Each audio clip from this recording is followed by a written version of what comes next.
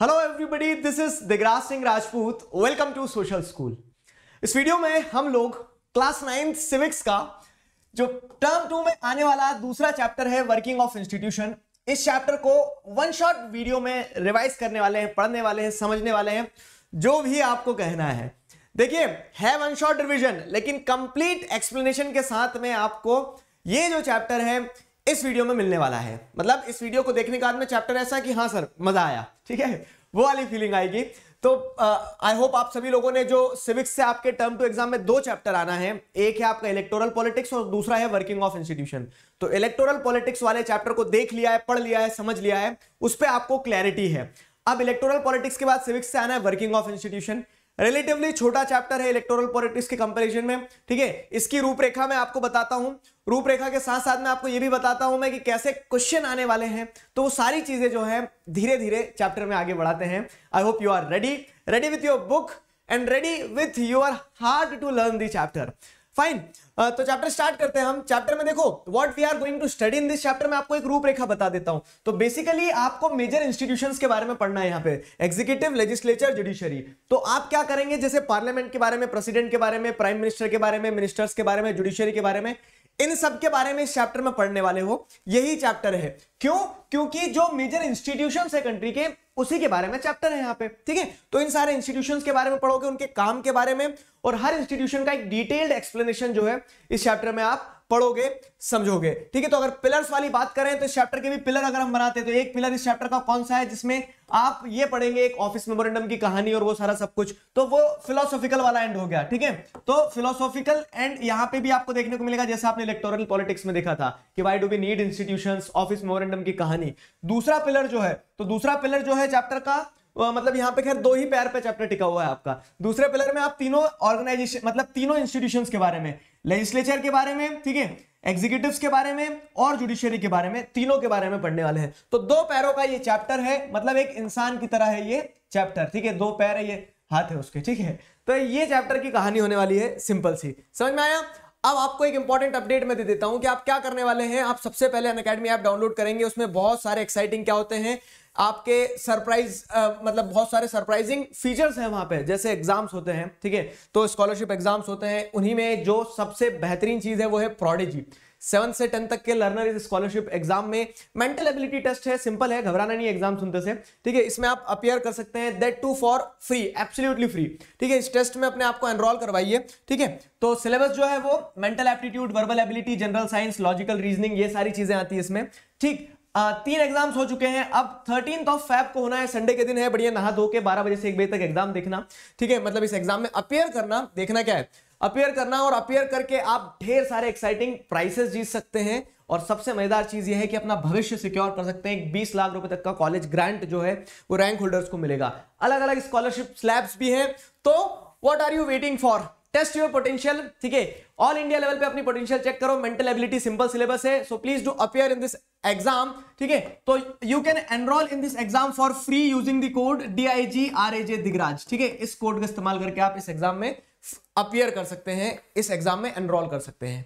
रूपरेखा चैप्टर की आपको समझ में आ ही गई है, ठीक है। तो how is a major policy decision taken in the country, एक स्टोरी है, स्टोरी इन द सेंस एक इंसिडेंट है, उस इंसिडेंट से चैप्टर को स्टार्ट किया है। इंसिडेंट क्या है, देखो इंसिडेंट है ऑफिस मेमोरेंडम का। ऑफिस मेमोरेंडम मतलब क्या है कि ऑफिस से एक ऑर्डर इशू होना। अब यहां पे क्या होता है, यहां पे एक ऑर्डर इशू होता है कब, 13 अगस्त 1990 पे, ठीक है। तो an order was issued by the government on 13 August 1990। ये एक सिंपल ऑर्डर की तरह था, जैसे आप देखोगे ना तो एक सिंपल लेटर की तरह था, जिसमें क्या लिखा था, जिसमें बताया गया था, जैसे एक ऑर्डर नंबर होते हैं तो क्लियरली यहाँ पे ऑफिस मेमोरेंडम नंबर लिखा है 36012, मतलब एग्जाम में नंबर नहीं पूछेंगे आपसे, नहीं तो नंबर रटने बैठ गए, ठीक है। तो आप जैसे आपकी बुक में देखेंगे ना, एक ऑर्डर, सिंपल सा एक ऑर्डर आपको ऐसा देखने को मिलेगा, एक ऐसा लेटर देखने को मिलेगा, ठीक। लेकिन ये लेटर जो था तो ये कुछ खास था। खास क्यों था, क्योंकि इस ऑर्डर के इश्यू होने के बाद में देश में काफी सालों तक कंट्रोवर्सी रही, कॉन्फ्लिक्ट्स रहे, ठीक है। और इसने बहुत कुछ चेंज करा इंडियन पॉलिटिक्स में। तो क्या था ऐसा इस ऑर्डर में, तो ये जो ऑफिस मेमोरेंडम था, ये ऑफिस मेमोरेंडम को इशू कौन करेगा, ऑर्डर को इशू कौन करेगा, तो जैसे अगर आप देखेंगे तो एक ऑफिसर ने इशू किया, department of personal and training in the ministry of personnel public grievances and pension. तो गवर्नमेंट की मिनिस्ट्री में एक ब्यूरोक्रेट जो थे, उन्होंने इस ऑर्डर पे साइन किया, ऑर्डर इशू कर दिया। अब सवाल यहां पे आता है कि was this so simple to do, मतलब कि एक ऑफिसर ने एक ऑर्डर इशू कर दिया और वो ऑर्डर बन जाएगा देश में, उस दिन से ऑर्डर लागू हो जाएगा। तो अगर ऊपरी तौर पे देखें तो हाँ, ऑफिसर ने क्या करा, एक ब्यूरोक्रेट ने साइन करके ऑर्डर इशू कर दिया, ऑर्डर लागू हो जाएगा। लेकिन उसके पीछे क्या होता है, बहुत सारे इंस्टीट्यूशंस काम कर रहे होते हैं, और तभी हम क्या करेंगे, वर्किंग ऑफ इंस्टीट्यूशंस जो है, तो इंस्टीट्यूशंस कैसे काम कर रहे होते हैं, इंस्टीट्यूशंस कौन कौन से होते हैं, तभी हम ये पढ़ रहे हैं, तभी हम ये सीखने जा रहे हैं। ठीक है, तो अब देखो क्या इस ऑर्डर में था क्या, आखिर बेसिकली ऐसा ऑर्डर था क्या कि सर पूरे कंट्री में कंफ्लिक्ट हो गए। तो ये जो ऑर्डर था, दिस ऑर्डर अनाउंस्ड 27% रिजर्वेशन। ठीक है, देखो reservation for other backward classes in civil post and services under the government of India regarding. ठीक है, तो ये जो ऑर्डर था, इस ऑर्डर ने 27% रिजर्वेशन दे दिया socially and educationally backward classes को। ठीक है, कुछ स्टूडेंट्स कंफ्यूज होते हैं, SEB मतलब जैसे लिखा है SEBC, तो सोशली और इकोनॉमिकली बैकवर्ड क्लासेस लिख देते हैं, इकोनॉमिकली नहीं है, एजुकेशनली। ठीक है, इकोनॉमिकली बैकवर्ड क्लासेस जो है या फिर इकोनॉमिकली वीकर सेक्शन जो, उसे तो रिजर्वेशन अभी मिला है। ठीक है, जो प्रेजेंट गवर्नमेंट ने 10% रिजर्वेशन दिया है EWS की कैटेगरी को, ठीक है, वो अभी मिला है। पहले जो रिजर्वेशन मिला था, तो जैसे अदर बैकवर्ड क्लास हो, OBC को रिजर्वेशन मिला है ना, OBC को रिजर्वेशन मिला है किस बेसिस पर, सोशली और एजुकेशनली बैकवर्ड कैटेगरी के कारण। ठीक है, पहले किसको था रिजर्वेशन, तो आपने इलेक्टोरल पॉलिटिक्स में भी पढ़ा है कि जैसे आप देखेंगे तो पहले किसके पास था रिजर्वेशन, और बात कहां की जा रही है, रिजर्वेशन देने की बात की जा रही है गवर्नमेंट जॉब्स में, कॉलेजेस में गवर्नमेंट जॉब्स में बात, रिजर्वेशन देने की बात की जा रही है। वहां पे इलेक्टोरल कॉन्स्टिट्यूएंसीज की बात थी, यहां पे जॉब्स में रिजर्वेशन देने की बात की जा रही है। और पहले जो रिजर्वेशन था वो किसके लिए था, रिजर्वेशन था शेड्यूल कास्ट और शेड्यूल ट्राइब के लिए, जो इलेक्टोरल पॉलिटिक्स में पढ़ा था। मिक्स मत करना, खिचड़ी मत बनाना। ठीक है, तो उस तरह से ये ध्यान आया, ये ऑफिस मेमोरेंडम क्या है, एक ऑर्डर इशू किया जाता है। सवाल अभी भी वही है, कहीं नहीं गया। Was this so simple to do? क्या ये इतना आसान था करना? नहीं। ठीक है, तो ये डिसीजन देखने में ऐसा दिख रहा है कि एक ऑफिसर ने क्या कर दिया, एक ऑर्डर पे साइन कर दिया, ऑर्डर इशू कर दिया, लेकिन इसके पीछे कहानी रही है, क्या कहानी रही है। ठीक है, तो इट वाज दी, जैसे आप देखेंगे तो यहाँ पे क्या हो रहा है, यहाँ पे मंडल कमीशन का जिक्र आ रहा है। यहाँ पे ये कहानी क्या रही है, तो जैसे अगर आप देखेंगे, आप कोई भी निर्णय लिया गया तो who are the decision makers, तो नॉर्मली ऐसे देखने को मिलता है कि ऑफिसर साइन कर रहे हैं, लेकिन जो अलग अलग इंस्टीट्यूशंस हैं तो उसमें प्राइम मिनिस्टर, प्रेसिडेंट, जुडिशरी, ये और कैबिनेट हो गया, पार्लियामेंट हो गई, तो ये सभी लोग जो है, ठीक है, ये सभी लोग कहीं ना कहीं इंक्लूडेड होंगे। ठीक है, तो अगर बैकड्रॉप में जाए ना, तो जैसे फ्लैशबैक में जाके पिक्चर चालू होती है, वहां से चालू करवाता हूं। तो मंडल कमीशन क्या है, इस पे क्वेश्चन बनता है, ध्यान रखना, आपके एग्जाम में आएगा। What was Mandal commission and what were the recommendations given by it. ठीक है, तो मंडल कमीशन क्या है, तो it was the second backward class commission appointed in 1979 under the chairmanship of BP Mandal. ठीक है, तो यहां पे आप जैसे देखेंगे मंडल कमीशन क्या है, बीपी मंडल की चेयरमैनशिप के अंडर में, बीपी मंडल ये रहे, ठीक है, बीपी मंडल की चेयरमैनशिप के अंडर में गवर्नमेंट के द्वारा second backward class commission appoint किया गया था। अब ऐसे जो कमीशंस अपॉइंट किए जाते हैं, इन कमीशंस का काम क्या होता है, कमीशंस का काम होता है उनको एक एजेंडा दिया जाता है। जैसे क्या है, आप जैसे अलग अलग कमीशंस कमेटी बनाई जाती है, तो उनको एजेंडा दिया जाता है कि रूरल पंचायत जो है, मतलब अर्बन लोकल बॉडीज हो और पंचायत इलेक्शन जो, उनके बारे में कमीशंस कमेटी बनाई जाती है। ठीक है, फिर क्या कह दिया गया कि एडमिनिस्ट्रेटिव रिफॉर्म के लिए कमीशन कमेटी बना दी है। तो अलग अलग इश्यूज के ऊपर अलग अलग क्या बनाई जाती है, कमिटीज बनाई जाती है, कमीशन अपॉइंट किए जाते हैं। तो वैसे ही बीपी मंडल की लीडरशिप के अंडर में सेकंड बैकवर्ड क्लास कमीशन, ठीक है, अपॉइंट किया गया था। कब अपॉइंट किया गया था, 79 में। तो 1979 में second backward class commission under the leadership of BP Mandal was appointed and therefore this commission came to be known as Mandal commission, इसीलिए मंडल कमीशन कहा गया। अब इस मंडल कमीशन को अपॉइंट क्यों किया गया था, अपॉइंट इसलिए किया गया था to identify the socially and educationally backward classes in India and to recommend steps for their advancement. Commission gave its report in 1980। देखो सवाल क्या बनेगा, व्हाट वाज मंडल कमीशन, तो Mandal commission was the second backward class commission appointed under the leadership of BP Mandal in 1979। समझ में आया, तो ये मंडल कमीशन क्वेश्चन जो बन रहा है, मैं आपको एग्जाम पर्सपेक्टिव से बताते चल रहा हूं। 1979 में ये बैकवर्ड क्लास कमीशन अपॉइंट किया गया था। ठीक है, और the objective behind appointing this commission, ठीक है, was to identify socially and educationally backward classes in India and to recommend steps for their advancement.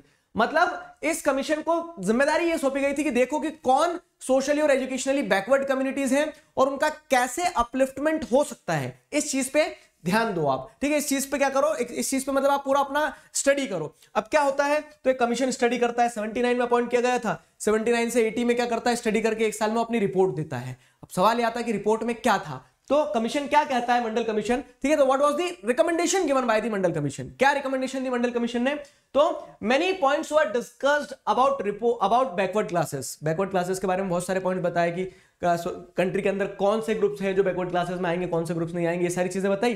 Identify करा, और साथ ही बैकवर्ड क्लासेस के एडवांसमेंट के लिए क्या स्टेप दिया बीपी मंडल ने, ठीक है। तो बीपी मंडल कमीशन ने क्या स्टेप दिया, वन ऑफ द रिकमेंडेशन, ठीक है, जो रिकमेंड किया उन्होंने वो क्या किया, one of the recommendation was to give 27% reservation to socially and educationally backward classes in government jobs, ठीक है। ये रिकमेंडेशन जो आई बीपी मंडल कमीशन की तरफ से या फिर मंडल कमीशन की तरफ से, उसने क्या कर दिया, कंट्री में आप जैसे देखोगे तो एक नया पेंडोरा बॉक्स खोल दिया डिबेट्स के लिए, डिस्कशन के लिए, कन्फ्लिक्ट्स के लिए। तो कमीशन ने आइडेंटिफाई तो कर लिया कि कौन सोशली एजुकेशनली बैकवर्ड क्लासेस हैं, और कमीशन ने उस आइडेंटिफिकेशन के साथ में क्या दे दिया, अपना निर्णय सुना दिया कि हमें क्या करना चाहिए, 27% रिजर्वेशन दे देना चाहिए गवर्नमेंट जॉब में, किसको, सोशली और एजुकेशनली बैकवर्ड क्लासेस को, SEBC को। अब ये सोशली एजुकेशनली बैकवर्ड क्लासेस मतलब जो आज के समय जैसे आप OBC जिन्हें कहते हैं, अदर बैकवर्ड क्लासेस को, इन्हें क्या दिया जाए, 27% रिजर्वेशन दिया जाए। ये रिकमेंडेशन थी। अब देखो यहां पे समझना, रिकमेंडेशन दे देने से रिजर्वेशन नहीं मिल गया, ये तो मंडल ने बस बोल दिया। जैसे फॉर एग्जांपल क्या है कि आपने मुझसे पूछा सर मैं पास हो पाऊंगा कि, तो मैं बोलूंगा यार मेहनत तो बहुत कर रहा है लड़का, ये पास हो जाएगा, टॉप कर सकता है। मेरे बोल देने से लेकिन आप टॉप नहीं कर लोगे, ठीक है, मेरे बोल देने से आप टॉप नहीं कर लोगे, उसके लिए आपको क्या करना पड़ेगा, काम करना पड़ेगा। तो वैसे ही मंडल कमीशन ने रिकमेंडेशन दी थी, ठीक है। तो डज रिकमेंडेशन मींस लॉ? नहीं, अभी लॉ बना नहीं है, ठीक है। लॉ बनाने के लिए आपको क्या लगेंगे, institutions, and here comes the hero of our chapter, working of institution, ठीक है। तो लॉ बनाने के लिए आपको क्या करना पड़ेगा, इंस्टीट्यूशंस की मदद लेना पड़ेगी, तो उसी से हम वर्किंग ऑफ इंस्टीट्यूशन को समझेंगे, ठीक है। Then how did the recommendation become a law, तो वो मैं आपको समझाऊंगा। अब ये जो कहानी बताई पूरी मंडल कमीशन के ऑफिस मेमोरेंडम की, इस कहानी का ऑब्जेक्टिव समझना। क्वेश्चन क्या बनेगा, क्वेश्चन यहां पे मंडल कमीशन से क्वेश्चन बनेगा, मंडल कमीशन क्या था, क्यों अपॉइंट किया गया था, क्या रिकमेंडेशन आई, सिंपल ये क्वेश्चन बनेगा, ठीक है। अब इस कहानी के थ्रू आपको यह समझाया जा रहा है कि जो भी कंट्री में लॉज बन रहे हैं तो वो लॉज हवा में नहीं बनते हैं, उन लॉज के पीछे इंस्टीट्यूशंस काम करते हैं, ठीक है। अभी पिक्चर खत्म नहीं हुई, और पार्ट 2 क्या है कि रिकमेंडेशन तो दे दी थी, अब लेकिन क्या होता था, बहुत लंबे समय तक पार्लियामेंट में 1980 में रिकमेंडेशन दी थी, तो 1980 के बाद से पार्लियामेंट में डिबेट डिस्कशन होते रहते हैं कि हाँ उस रिकमेंडेशन का क्या करना है, ठीक है। अपने मंडल कमीशन अपॉइंट किया था, उन्होंने काम भी किया, उन्होंने रिकमेंडेशन भी, तो उसको करोगे क्या, ठीक है। तो रिजर्वेशन देना है नहीं देना है। अब क्या होता है, 1989 आते आते, जैसे अगर आप देखोगे लोकसभा इलेक्शन जो होते हैं 1989 के, 9 साल लग गए, ठीक है। तो इसमें जनता दल जो पार्टी थी, वीपी सिंह वाली, ये वाली पार्टी, ये जनता दल जो थी ना, वीपी सिंह प्राइम मिनिस्टर भी बनते हैं, तो जनता दल जो पार्टी थी, जनता दल पार्टी ने 27% रिजर्वेशन देने को, ठीक है, या फिर मंडल कमीशन की रिकमेंडेशन को अपना इलेक्शन मैनिफेस्टो बनाया कि भैया हम अगर जीतते हैं चुनाव में, ठीक है, किसने, जैसे अगर आप देखोगे तो यहां पे आप जनता दल जो थी, तो जनता दल ने क्या किया, ये इलेक्शन मैनिफेस्टो बनाया कि अगर हम पावर में आते हैं, ठीक है, promises to implement the Mandal commission report if they came in power, अगर मैं पावर में आया, ठीक है, जनता दल पावर में आई, वीपी सिंह बोलते हैं सब, मैं मुझे कुछ नहीं लेना देना पावर से, ठीक है। तो वीपी सिंह बोलते हैं अगर जनता दल पावर में आती है तो वो क्या करेगी, मंडल कमीशन के रिपोर्ट को इंप्लीमेंट करेगी, बढ़िया बात है, ठीक है। तो eventually Janata Dal came on power. अब होता क्या है, लोगों ने वोट दिए, भर भर के वोट दिए, जनता दल जो है पावर में आ जाती है, वीपी सिंह प्राइम मिनिस्टर बनते हैं, वीपी सिंह प्राइम मिनिस्टर बनते हैं, और फिर ऑफिस मेमोरेंडम पास होता है, कौन सा वाला, ये ऑफिस मेमोरेंडम जो देख रहे हो ना, तो फ्लैशबैक में स्टोरी ले गया मैं, तो फिर ये ऑफिस मेमोरेंडम पास होता है, ठीक है। तो ये ऑफिस मेमोरेंडम फिर पास होता है, किधर गया, हाँ, तो then this office memorandum was passed regarding the reservation of SEBC and reservation was given to the socially and educationally backward classes. हाँ जी, सांस लो एक बार सभी लोग मिलके, ठीक है। अब यहां तक कहानी समझ में आई आपको, कहानी क्या थी, कहानी ये थी कि ऑफिस मेमोरेंडम जो रिजर्वेशन दे रहा था वो किस तरह से पास किया गया, उसके पीछे का बैकग्राउंड। एक सवाल यहां से जो बनता है वो मैंने आपको बता दिया। अब जो सवाल में मन में कौन देना चाहिए, वो ये कौन देना चाहिए कि ये चैप्टर में हम ये कहानी क्यों पढ़ रहे हैं, क्योंकि अब यहाँ पे जो हाउ लगा है ना, इस हाउ में पूरी कहानी है कि वीपी सिंह ने, यहाँ पे आप कह रहे हो वीपी सिंह की गवर्नमेंट ने क्या किया, रिजर्वेशन लाए। स्टार्टिंग में आपने देखा ऑफिस मेमोरेंडम किसी ऑफिसर ने साइन किया, ठीक है। फिर अभी आप जैसे देखोगे कि वीपी सिंह ने कैसे लाया, अगर ये पूछा जाए हाउ, ठीक है, how VP Singh gave reservation, ठीक है, या फिर how the government under VP Singh brought reservation, तो उसमें ऐसा नहीं है। उसमें क्या होता है, जैसे आपकी बुक में जो पॉइंट्स लिखे ना, उन्हें पॉइंट्स को पढ़ना एक बार, कहानी है इसके लिए सारे पॉइंट्स मैंने घुसाए नहीं जबरन, ठीक है। जैसे आप पढ़ोगे तो क्या होता है उसमें कि प्रेसिडेंट जो है तो वो अपना इंटेंशन बताते हैं कि प्रेजेंट गवर्नमेंट रिजर्वेशन देना चाहती है। प्राइम मिनिस्टर फिर जो है, तो प्राइम मिनिस्टर क्या करते हैं, दोनों हाउसेज में एड्रेस करते हैं, बताते हैं कि हाँ भैया हमने प्लानिंग कर ली है, हम वो ला रहे हैं रिजर्वेशन, ठीक है। फिर वो क्या होता है, वो जो कैबिनेट वगैरह, कैबिनेट में मतलब एक स्ट्रक्चर बनाया जाता है, फिर क्या होता है वो डिपार्टमेंट ऑफ, जैसे अगर आप देखेंगे तो पर्सनल एंड ग्रीवियंसेस पेंशन वाला जो मिनिस्ट्री है वहां पे जाता है, वहां पे जाके क्या होता है कैबिनेट मिनिस्टर्स उसको फॉर्मली क्या करते हैं, अप्रूव करते हैं, ठीक है। तो ये पूरी प्रोसेस है, इस तरह से रिजर्वेशन लाया गया। अब ये रिजर्वेशन आ गया, रिजर्वेशन आने के बाद में क्या है, रिजर्वेशन आपने एक ऑर्डर पास कर दिया ये आपने ऑफिस मेमोरेंडम जो पास किया, ठीक है, ये जो ऑफिस मेमोरेंडम आपने पास किया 1990, नहीं ये तो बाद वाला है, ठीक है, ये वाला 1990 में जो पास किया आपने, ठीक है, 1990 और 1993 दो कहानी अभी समझाता हूं। तो 1990 में जो ऑफिस मेमोरेंडम पास किया गया वीपी सिंह की गवर्नमेंट के द्वारा, जिसमें उन्होंने क्या कर दिया, 27% वैकेंसीज जो थी, ठीक है, सिविल पोस्ट और सर्विसेज में under government of India shall be reserve for SEBC, socially education backward classes के लिए रिजर्व कर दिए, ठीक है। तो वहां से आप जैसे देखेंगे तो वो रिजर्वेशन उन्होंने जो दिया ना, तो उसके पीछे बहुत सारी इंस्टीट्यूशंस ने काम किया, समझ में आया ना। प्रेसिडेंट पार्लियामेंट को एड्रेस करना पड़ रहा है, प्राइम मिनिस्टर भी है, कैबिनेट भी है, सेक्रेटेरिएट भी है, तो ब्यूरोक्रेट्स भी काम कर रहे थे, सभी लोगों ने मिलकर रिजर्वेशन लिया है 1990 में। लेकिन वो रिजर्वेशन लोगों ने एक्सेप्ट कर लिया क्या? नहीं, उसमें कंफ्लिक्ट हुआ। कंफ्लिक्ट क्या हुआ कि कुछ लोग जो थे उसके फेवर में थे कि हाँ रिजर्वेशन जरूरी है, ताकि रिजर्वेशन क्या होता है बेसिकली ये समझा देता हूं मैं। What do understand by reservation? Reservation refers to reserving some of the post seats, whatever you want to say, for a specific section that nobody else is going to have those advantages other than the person for whom or her that post or position is being reserved. आया समझ में? मतलब क्या हो रहा है कि मैंने अपना रुमाल रख दिया वो गाड़ी में से, जैसे आप जाते हैं ना बस में चढ़ना है तो मैंने खिड़की में से अपना वहां से रुमाल डाल दिया, तो अब क्या हो जाएगा, वो उसका मतलब क्या है कि वो सीट रिजर्व हो चुकी है, that is being reserved for me. तो उसी तरह से क्या है, रिजर्वेशन का कंसेप्ट ये है कि अगर आप गवर्नमेंट जॉब्स में रिजर्वेशन दे रहे हैं तो 27% जो गवर्नमेंट जॉब्स आएंगी, मान लो 100 पोस्ट निकली है तो 100 पोस्ट में से 27 पोस्ट पे कौन रहेगा, उस पे जो इंसान कैपेबल है, या फिर जो कह सकते हैं कि मेरिट के बेसिस पे वहां नहीं लोगे आप। 27 सीट जो रहेंगे, तो 27 सीट पे तो फिक्स कर दिया कि सोशली और एजुकेशनली बैकवर्ड क्लासेस ही जाने वाली है।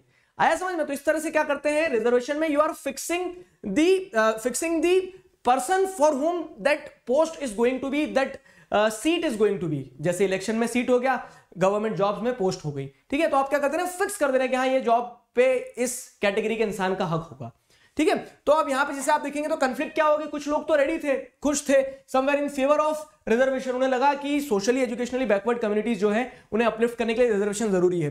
कुछ लोग उसको अपोज कर रहे थे, ऑफिस मेमोरेंडम के ऑर्डर को 1990 के। क्यों अपोज कर रहे थे? उन्हें ऐसा लग रहा था कि इससे क्या हो जाएगा, इससे जो किसी कैटेगरी में नहीं आ रहे, जो शेड्यूल कास्ट में नहीं आ रहे, जो शेड्यूल ट्राइब में नहीं आ रहे, जो सोशली एजुकेशनली बैकवर्ड कैटेगरी में नहीं आ रहे हैं, वो लोग पीछे रह जाएंगे, मेरिट मर जाएगी। मेरिट मर जाएगी मतलब क्या है कि लोग मेहनत करेंगे लेकिन सीट्स तो पहले से रिजर्व है, ठीक है, उसके लिए मेहनत करने वालों के लिए कम मौका रह जाएगा। तो इस तरह से क्या है, देश पूरा जो है विभाजित हो गया, ठीक है। आप जैसे देखेंगे न्यूज चैनल पे छाती पीट रहे हैं लोग, ठीक है, कॉन्फ्लिक्ट्स हो रहे हैं, डिबेट्स हो रही हैं, डिस्कशन हो रहे हैं, सारी चीजें हो रही है। इनफैक्ट क्या है, बहुत सारे लोगों ने केस फाइल कर दिया, ठीक है, किसके अगेंस्ट में केस फाइल कर दिया, गवर्नमेंट के इस ऑर्डर के अगेंस्ट में। वो लोग सुप्रीम कोर्ट पहुंच गए, हाई कोर्ट पहुंच गए। तो अब क्या होता है कि कॉन्फ्लिक्ट्स हो रहे हैं, यहां पे समझना। देखो कहानी में से आपको you are required to read between the lines. क्या हो रहा है कि ऑर्डर कैसे पास हुआ, तो उसमें आपने देखा प्रेसिडेंट भी है, प्राइम मिनिस्टर भी है, पार्लियामेंट भी है, और जो सेक्रेटेरिएट्स वगैरह है, ब्यूरोक्रेट्स है, वो भी इंक्लूड है। तो अलग अलग इंस्टीट्यूशन के लोग आते हैं जब देश में कोई भी लॉ बनता है। तो अब क्या हो रहा है, यहां पे आप देख रहे हो कंफ्लिक्ट हो गया है। तो कंफ्लिक्ट हुआ है तो अब सवाल आता है कि देन हु रिजॉल्व द कंफ्लिक्ट्स? तो कंफ्लिक्ट रिजॉल्व करने के लिए जुडिशरी है, supreme court and high court. तो इंस्टीट्यूशंस क्या है, जुडिशरी भी इंस्टीट्यूशंस है, तो इंस्टीट्यूशंस का काम यहां भी आपको देखने को मिल रहा है, ठीक है। तो then who resolve the conflicts? तो जुडिशरी यहां पे आती है। जुडिशरी ने जितने भी ये केस फाइल हुए थे ना, तो सारे केसेस को एक साथ क्लब करके in Indira Sawhney versus union of India case, ठीक है, ऐसे अलग अलग तरह से यूनियन ऑफ मतलब अलग अलग केसेस होते हैं। तो इस केस में अल्टीमेटली ये जो डिस्प्यूट था रिगार्डिंग रिजर्वेशन सही है गलत है, उस पर सुनवाई की गई, 11 जजेस की बेंच बैठती है, और क्या निर्णय लिया जाता है देखो। तो सुप्रीम कोर्ट जो है, तो Indira Sawhney versus union of India, इस केस में Supreme Court declared that this order of the government of India was valid and government was asked to modify the original order, ठीक है। गवर्नमेंट से बोल दिया, मतलब सुप्रीम कोर्ट ने क्या डिसीजन दिया कि रिजर्वेशन देना सही है, लेकिन जो ओरिजिनल ऑर्डर था 1990 में पास किया था उसको थोड़ा सा मॉडिफाई किया जाए। क्या मॉडिफिकेशन किया गया देखो यहां पे, तो ये 1993 में फिर दूसरा ऑर्डर भी आएगा, 1993 में दूसरा ऑर्डर भी आएगा, और यहां पे उन्होंने मॉडिफिकेशन करके ये बोला कि SEBC socially educationally backward community को दिया जाएगा रिजर्वेशन, लेकिन जो उसमें भी कुछ कैटेगरी क्या है, सोशली बैकवर्ड है, लेकिन इकोनॉमिकली क्या है, वेल प्रॉस्परस है, ठीक है। इकोनॉमिकली जैसे अगर आप देखोगे तो इकोनॉमिकली क्या है, वो बेहतरीन स्थिति में है। तो जैसे ओबीसी में आप देखते हैं ना क्रीमी लेयर और नॉन क्रीमी लेयर, तो जो यहां पे ओरिजिनल ऑर्डर था, तो ओरिजिनल ऑर्डर में रिजर्वेशन का जो आइडिया था उसको वैलिड ठहराते हुए गवर्नमेंट से क्या कहा सुप्रीम कोर्ट ने, मॉडिफाई दी ओरिजिनल ऑर्डर। जो ओरिजिनल ऑर्डर है उसको थोड़ा सा चेंज करो, और जो वेल ऑफ सेक्शन है, जो वेल टू डू है, उन्हें क्या कर दो, उन्हें इस रिजर्वेशन का फायदा ना मिले, लेकिन जो deserving socially educationally backward community उसे मिल जाए।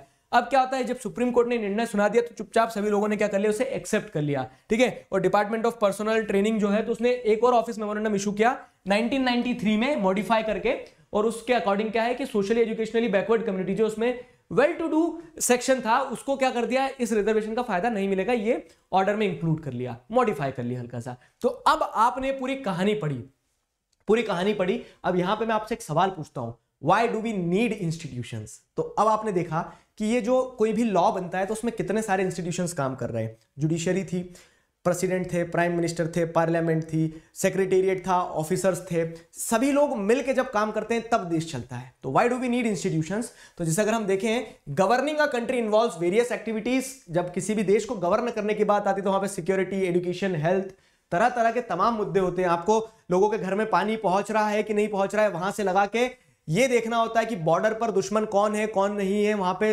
सेना मुस्टेड तरीके से खड़ी है नहीं खड़ी है, ये सारी चीजें आपको इंश्योर करना पड़ता है when it comes to governing the country, ठीक है। तो देश चलाना बच्चों का खेल नहीं है ना, देश चलाना बच्चों का खेल नहीं, मल्टीपल आपको एस्पेक्ट्स पे करना पड़ता है, चीजों को समझना पड़ता है, संभालना पड़ता है। और इसी के चलते क्या होता है, इसी के चलते these activities are performed by various institutions, और इसी के चलते हमें क्या है, अलग अलग तरह के इंस्टीट्यूशंस की जरूरत पड़ती है, अलग अलग तरह के इंस्टीट्यूशंस की जरूरत पड़ती है। तो democratic government rest on different institution to run the country. तो डेमोक्रेटिक गवर्नमेंट क्या करती है, अलग अलग तरह के इंस्टीट्यूशन पर डिपेंडेंट होती है इसी चीज के लिए। अब ऐसा तो नहीं ना गवर्नमेंट को एक इंसान है जो संभाल रही है, गवर्नमेंट अल्टीमेटली है क्या, government is a well organized institutions, ठीक। गवर्नमेंट आपको कहां देखने को मिलेगी, गवर्नमेंट जो है तो गवर्नमेंट आपको अलग अलग इंस्टीट्यूशंस के रूप में देखने को मिलेगी कि जुडिशरी में जो जज हैं वो भी गवर्नमेंट का पार्ट है, जो कह सकते हैं जो पॉलिटिशियन है वो भी गवर्नमेंट का पार्ट होते हैं रूलिंग पार्टी के, ठीक है। फिर जैसे अगर आप देखेंगे क्या है कि कोई कलेक्टर है, कोई ऑफिसर है, वो भी गवर्नमेंट का पार्ट होते हैं, कोई मेंबर वही पॉलिटिशियन बता दिया, मेंबर ऑफ पार्लियामेंट वगैरह जो है,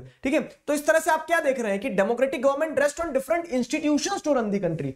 देश चलाने का काम, जिम्मेदारी गवर्नमेंट की होती है और गवर्नमेंट वो अलग अलग इंस्टीट्यूशंस के थ्रू करती है। So what is the need for political institution? Political के अलावा भी इन जनरल अगर इंस्टीट्यूशंस की बात की जाए तो जरूरत यह है कि इंस्टीट्यूशंस कुछ लॉ बनाती है, जैसे पार्लियामेंट वगैरह हो गया, कुछ इंस्टीट्यूशन उन्हें इंप्लीमेंट करती है।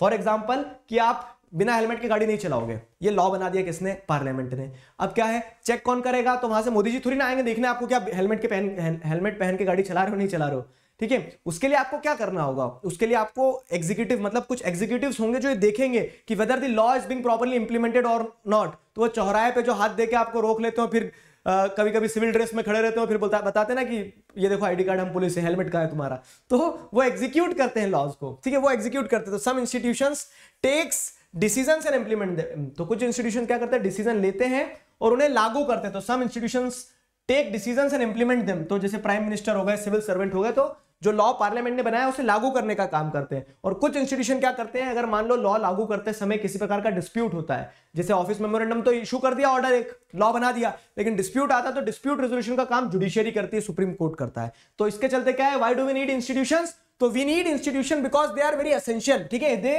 परफॉर्म वेरियस एक्टिविटीज को परफॉर्म करते हैं, और ये एक्टिविटीज परफॉर्म इसलिए करना जरूरी है क्योंकि देश उसी से चलता है। तो कुछ लॉ बनाते हैं, कुछ लॉ को इंप्लीमेंट करते हैं और कुछ डिस्प्यूट्स को सॉल्व करते हैं, ठीक है। This often leads to delays and complications. अब आप एक सवाल आपके मन में आया होगा, सर अब इतने सारे इंस्टीट्यूशंस हैं, सब अपने अपने हिसाब से कानून, मतलब ऐसा भी नहीं कि सब अपने अपने हिसाब से निर्णय ले रहे हैं, सब कॉन्स्टिट्यूशन से बंधे हुए हैं, ठीक है, सब कॉन्स्टिट्यूशन में जो लिखा है उस हिसाब से काम करते हैं। क्यों? क्योंकि आपने चैप्टर 1 में पढ़ा है ना कि पावर शुड बी स्पेसिफाइड, तो वो स्पेसिफाइड पावर है, तो उसके चलते सब बंद के काम करते हैं। अब बंद के काम करते इस कारण से क्या होता है, कभी कभी कॉम्प्लिकेशंस होते होंगे, चीजें डिले होती होगी, ठीक है, कॉम्प्लिकेशंस होते होंगे, चीजें डिले होती होगी। तो then is it good to have political institution चाहिए क्यों? एक इंसान को दे दो सारी power. You may think that one person should take all decisions, ठीक है, एक इंसान को सारी पावर दे दो, फटाफट निर्णय ले पाएगा, जैसे हिटलर जैसे, ठीक है, वो फटाफट निर्णय तो ले पाएगा। जबरन इतना डिले हो रहा है, कॉम्प्लिकेशन हो रहा है, तो आपको यहां पे ध्यान रखना होगा क्या कि institutions may create delays, institutions may create complications, but if we are giving the power to a single person to take all the decisions, this is against the spirit of democracy. ठीक है, आप democracy में जी रहे हो, यही आपको क्या मिला है, मतलब एक तरह से यही तो एक अपॉर्चुनिटी मिली है कि चीजें जो होगी वो ट्रांसपेरेंट होंगी, वो डेमोक्रेटिक वे में होंगी। एक इंसान को अगर आप निर्णय लेने को बोल दोगे तो फास्ट तो हो जाएंगे, लेकिन वो इंसान हमेशा अपने पक्ष में निर्णय लेगा। लेकिन डेमोक्रेसी में किसी का अपना पक्ष नहीं होता है, ठीक है, जो जेन्युइन होता है वो डेमोक्रेसी में होता है। तो अगर आप इस तरह से एक इंसान को पावर दे भी दोगे ना, तो it will be against the spirit of democracy, ठीक है। तो therefore institutions provide an opportunity for consultation and discussion. तो अलग अलग इंस्टीट्यूशंस होती है। Why do we need political institutions?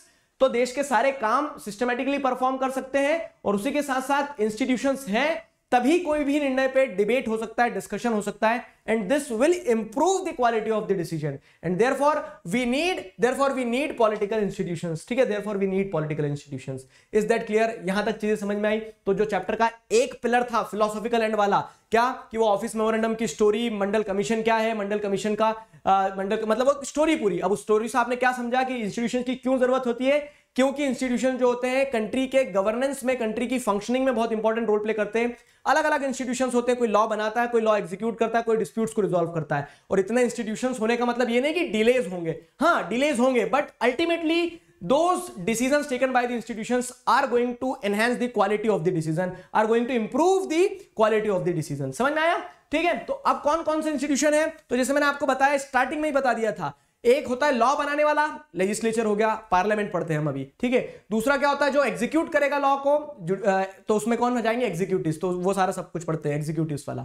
फिर तीसरा आता है जुडिशरी, तो वो भी पढ़ेंगे। पार्लियामेंट से स्टार्ट करते हैं हम। What is the role of parliament, ठीक है, एज अ पॉलिटिकल इंस्टीट्यूशन, ठीक है। तो अब यहां पे रिकॉल करो कि पार्लियामेंट का क्या रोल रहा था। ऑफिस मेमोरेंडम की जो कहानी रही थी, recall the case with office memorandum, तो उसमें हमने देखा था कि पार्लियामेंट का कोई मेजर रोल नहीं रहा था। मतलब पार्लियामेंट का कहीं जिक्र आया क्या? आप जैसे देखेंगे तो मिनिस्ट्री ने ऑर्डर पास कर दिया, प्राइम मिनिस्टर की इच्छा थी, लेकिन आप अगर थोड़ा क्लोजली ऑब्जर्व करेंगे तो जो पॉइंट्स वहां पे मैंने आपको बोला था पढ़ना, उसमें क्या है कि प्रेसिडेंट पार्लियामेंट में एड्रेस करते हैं, प्राइम मिनिस्टर जो है तो पार्लियामेंट को बताते हैं, reports were presented in parliament, इस तरह से लिखा है। तो कुल मिला के आप क्या देख रहे हैं कि यहां पे पार्लियामेंट का एक इंपॉर्टेंट रोल था, ठीक है, इन discussing, debating the law. Office memorandum वाला जो लॉ बना था, तो उसमें पार्लियामेंट का एक बहुत इंपॉर्टेंट रोल था कि वहां पे डिबेट, डिस्कशन, ठीक है, जो गवर्नमेंट का स्टैंड है, गवर्नमेंट के स्टैंड को शेप देना। अब मान लो क्या बहुत ज्यादा प्रोटेस्ट हो रहा है, अगर मान लो किसी लॉ पे, तो क्या होगा पार्लियामेंट में, मतलब किसी लॉ पे बहुत ज्यादा प्रोटेस्ट हो गया, तो पार्लियामेंट में भी आवाज उठेगी। जो अपोजिशन के मिनिस्टर्स हैं, अपोजिशन के मेंबर ऑफ पार्लियामेंट हैं, वो क्या करेंगे? गवर्नमेंट को उस डिसीजन पे चेक करेंगे। तो इस तरह से आप क्या देख रहे हैं? Parliament played a very important role in making law over the Mandal commission recommendation, ठीक है।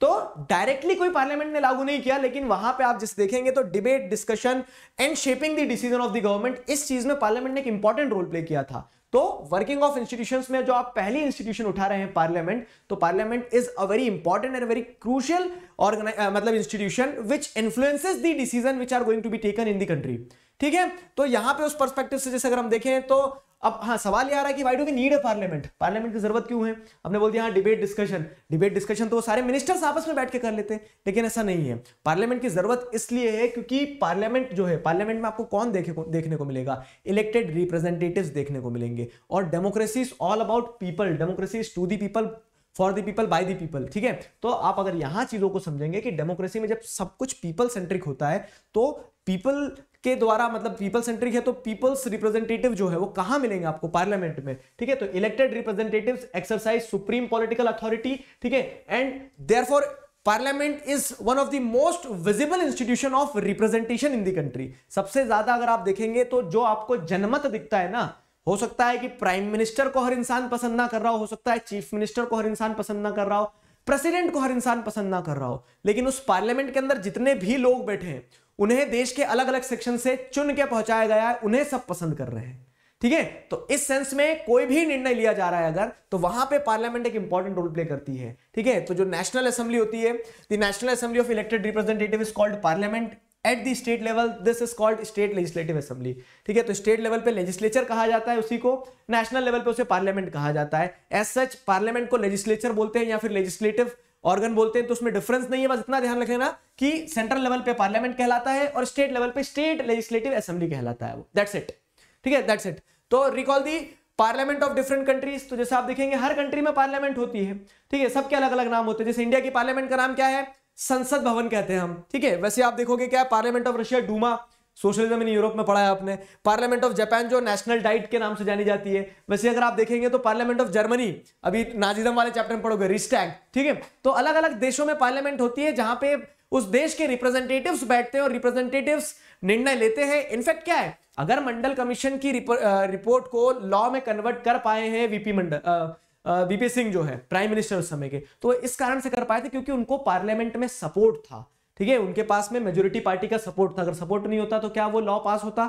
नहीं होता, ठीक है। तो मतलब क्या है, वहां पे सपोर्ट, मतलब लॉ पास होता इन द सेंस कि अगर लोग उन्हें ये कॉन्फिडेंस नहीं रहता कि मेरे निर्णय को पार्लियामेंट में सपोर्ट मिलेगा, ठीक है, तो वो लॉ कभी बनवा ही नहीं सकते थे। तो इस तरह से क्या है कि पार्लियामेंट में आपकी सपोर्ट होना, आपकी मेजोरिटी होना आपको पावरफुल बनाती है। दूसरे इंस्टीट्यूशन जो है, जैसे प्राइम मिनिस्टर का इंस्टीट्यूशन है चीफ मिनिस्टर का, तो अगर चीफ मिनिस्टर की स्टेट लेजिस्लेटिव असेंबली में सपोर्ट नहीं है, मेजोरिटी नहीं है, तो वो कोई भी निर्णय नहीं ले पाएंगे। समझ में आ रही मेरी बात? ये चीज रहती है। तो अब देखो सवाल यहां पे बनेगा, what is the need, what are the functions, what are the powers, किसी भी तरह से पूछ ले। ये मैंने आपको एक रेडीमेड क्वेश्चन दिया है और हो सकता है कि ये वीडियो देख के जब आप एग्जाम दोगे और कमेंट सेक्शन में आके बोलोगे हाँ सर हमारी मैडम ने यही क्वेश्चन पूछ लिया था। क्या नीड है पार्लियामेंट की, क्या फंक्शन है पार्लियामेंट के, क्या पावर है पार्लियामेंट की, किसी भी तरह से सवाल बनेगा तो ये आपको ध्यान रखना है। Parliament is the final authority for making laws in any country, ठीक है। Parliament can make laws, change existing laws और abolish them and can make new laws in their place. सबसे पहला फंक्शन, पावर या फिर नीड जो है parliament की, वो ये है कि पार्लियामेंट बहुत जरूरी है किस चीज के लिए? लॉ मेकिंग के लिए। किसी भी देश में आपको अगर कानून बनाना है किसी प्रकार का, तो वहां पे पार्लियामेंट चाहिए ही चाहिए, ठीक है। तो parliament can make laws, change existing laws और abolish them and make them new laws, make new laws in their place, ठीक। क्या है समझ में? Parliament exercise some control over those who run the government. अब क्या हो रहा है कि जो लोग गवर्नमेंट चलाते हैं ना, पार्लियामेंट उनके ऊपर भी क्या करती है, कुछ कंट्रोल एक्सरसाइज करती है। पार्लियामेंट की एक पावर हो गई। जैसे फॉर एग्जांपल समझाता हूं मैं आपको, गवर्नमेंट कौन चला रहे हैं? प्राइम मिनिस्टर चला रहे हैं, चीफ मिनिस्टर चला रहे हैं। अब ये लोग गवर्नमेंट में पावरफुल कब तक रह पाएंगे, गवर्नमेंट कब तक चला पाएंगे? जब तक इन लोगों के पास पार्लियामेंट में सपोर्ट है। जिस दिन वो जो मेजोरिटी फिगर से कम सपोर्ट रहेगा उनके पास, उस दिन सरकारें गिर जाएंगी, ठीक है। तो those who run the government can take decision only as long as they enjoy support in the parliament, ठीक है। हाउ? Majority support. जिस दिन उनकी सीट जो है, फॉर एग्जांपल क्या है, जैसे 271 प्लस सीट्स हैं अगर लोकसभा में, तब तक तो बीजेपी की गवर्नमेंट है। अगर 271 से कम सीट हो जाएगी बीजेपी पार्टी की, तो फिर क्या बीजेपी पार्टी मेजोरिटी शो कर पाएगी? नहीं कर पाएगी। तो इस तरह से पार्लियामेंट क्या करती है? Parliament exercise some control over those who run the government. जो गवर्नमेंट चला रहे हैं तो उन लोगों के ऊपर कंट्रोल करके रखती है पार्लियामेंट, ठीक है। पार्लियामेंट में सपोर्ट है तो आप चला लो गवर्नमेंट, पार्लियामेंट में सपोर्ट नहीं होगा तो आप गवर्नमेंट नहीं चला पाओगे। तो ये दूसरा नीड या फिर दूसरा फंक्शन हो गया। Parliament control all the money that government have. जी हाँ, मतलब कि गवर्नमेंट का पैसा, यानी किसका पैसा? आपका और मेरा पैसा, जनता का पैसा, टैक्स देते ना, तो पब्लिक मनी। अब पब्लिक मनी जो है तो पब्लिक के रिप्रेजेंटेटिव्स ही कंट्रोल करना चाहिए। टैक्स का कैसे इस्तेमाल होगा, कौन तय करता है? पार्लियामेंट। कैसे तय करती है? तो बजट जो होता है ना, जैसे भी आपने देखा बजट आया, तो बजट कहां प्रेजेंट किया जाता है? पार्लियामेंट में। बजट का अप्रूवल कहां लिया जाना चाहिए? पार्लियामेंट में, ठीक है। तो parliament control all the money that government have. How? तो parliament sanctions are required to spend the public money. Budget is needed to be approved in the parliament. तो इस सेंस में क्या है, पार्लियामेंट का एक पावर हो जाता है कि मनी रिलेटेड मैटर्स जो है तो पार्लियामेंट जो है वो संभालती है, ठीक है। Parliament is the highest forum of discussion and debate. अगर आप डिस्कशन डिबेट की बात की जाए तो parliament is the highest forum of debate and discussion, ठीक है। वो बात अलग है कि लोग वहां बैठ के लड़ रहे हैं, एक दूसरे को कुछ ना कुछ ब्लेम गेम खेल रहे हैं, लेकिन पार्लियामेंट जो है तो पार्लियामेंट को क्या माना जाता है कि देश के अंदर कोई भी मुद्दा है तो उस मुद्दे को अगर पार्लियामेंट में डिस्कस किया जा रहा है, मतलब वो हाईएस्ट फोरम में डिस्कस किया जा रहा है, ठीक है। वो देश के लिए सबसे इंपॉर्टेंट मुद्दा होगा तभी उसे वहां उठाया जा रहा है, ठीक है। तो parliament is the highest forum of discussion and debate. Public issues and national policy are discussed in the parliament. Public issue, national policies, ये सारी चीजें पार्लियामेंट में डिस्कस की जाती है, तो इस सेंस में वो highest forum of debate discussion हो जाता है। समझ में आई मेरी बात? यहां तक चीजें क्लियर है आपको? यहां तक अगर चीजें क्लियर है तो हम आगे बढ़ते हैं, अगली चीज पे जाते हैं। तो what are the needs, functions, powers. किसी भी तरह से क्वेश्चन आता है तो पार्लियामेंट के कंटेक्स्ट में आपको पार्लियामेंट की पावर, पार्लियामेंट के फंक्शंस क्या है, पार्लियामेंट की क्यों हमें जरूरत है, तो ये लिख सकते हो कि पार्लियामेंट फाइनल अथॉरिटी होती है डिसीजन मेकिंग में, एक्सरसाइज करती है कंट्रोल किन लोगों के ऊपर? जो गवर्नमेंट चला रहे हैं। पार्लियामेंट जो होती है सारे मनी रिलेटेड मैटर्स को कंट्रोल करती है। Highest forum of discussion and debate होती है, ठीक। अब देखो क्या है, अब हमारे पार्लियामेंट की अगर बात की जाए तो हमारी पार्लियामेंट में 2 हाउसेज हैं, ठीक। यहां पे क्वेश्चन बनता है एक, और अच्छा क्वेश्चन बनता है डिफरेंशिएट करने के लिए, तो आपको ध्यान रखना है। तो mainly parliaments are divided into 2 parts, 2 chamber कह लो या फिर 2 हाउसेस कह लो इन्हें, ठीक है। क्या क्या होते हैं इंडियन पार्लियामेंट में? जैसे एक लोकसभा है और एक राज्यसभा है। अब मैं छुपा के एक चीज पूछता हूं आपसे, ठीक है, थोड़ा इधर छुपा दो ऐसा। अब मुझे बताओ कि क्या प्रेसिडेंट भी पार्लियामेंट का पार्ट होते हैं, लोकसभा का होते हैं या राज्यसभा का? तो प्रेसिडेंट ना लोकसभा में बैठते हैं ना राज्यसभा में बैठते हैं, लेकिन वो पार्लियामेंट का पार्ट होते हैं। क्यों होते हैं? क्योंकि जो भी लॉ लोकसभा में बना है या राज्यसभा में बना है ना, तो कहीं भी बना लो, लेकिन आखिरकार आपको क्या करना पड़ता है, प्रेसिडेंट से एसेंट लेना पड़ती है, प्रेसिडेंट की हाँ लेना रहती है कि हाँ ये लॉ बन जाना चाहिए, ठीक है। तो इस तरह से क्या हो जाता है कि पार्लियामेंट, लॉ बनाने का काम पार्लियामेंट का है, तो पार्लियामेंट में लोकसभा और राज्यसभा है, उसी के साथ साथ प्रेसिडेंट का एसेंट है, मतलब प्रेसिडेंट भी पार्लियामेंट का पार्ट होते हैं, despite the fact he is not sitting, he और she is not sitting in Lok Sabha और राज्यसभा। शी इसलिए लगाया क्योंकि फीमेल भी तो हो सकती है प्रेसिडेंट, एक फीमेल प्रेसिडेंट रही है आज तक हमारी हिस्ट्री में, इंडियन पॉलिटिक्स में। कौन थी वो फीमेल प्रेसिडेंट? आप कमेंट सेक्शन में उनका नाम बताएंगे, ठीक है।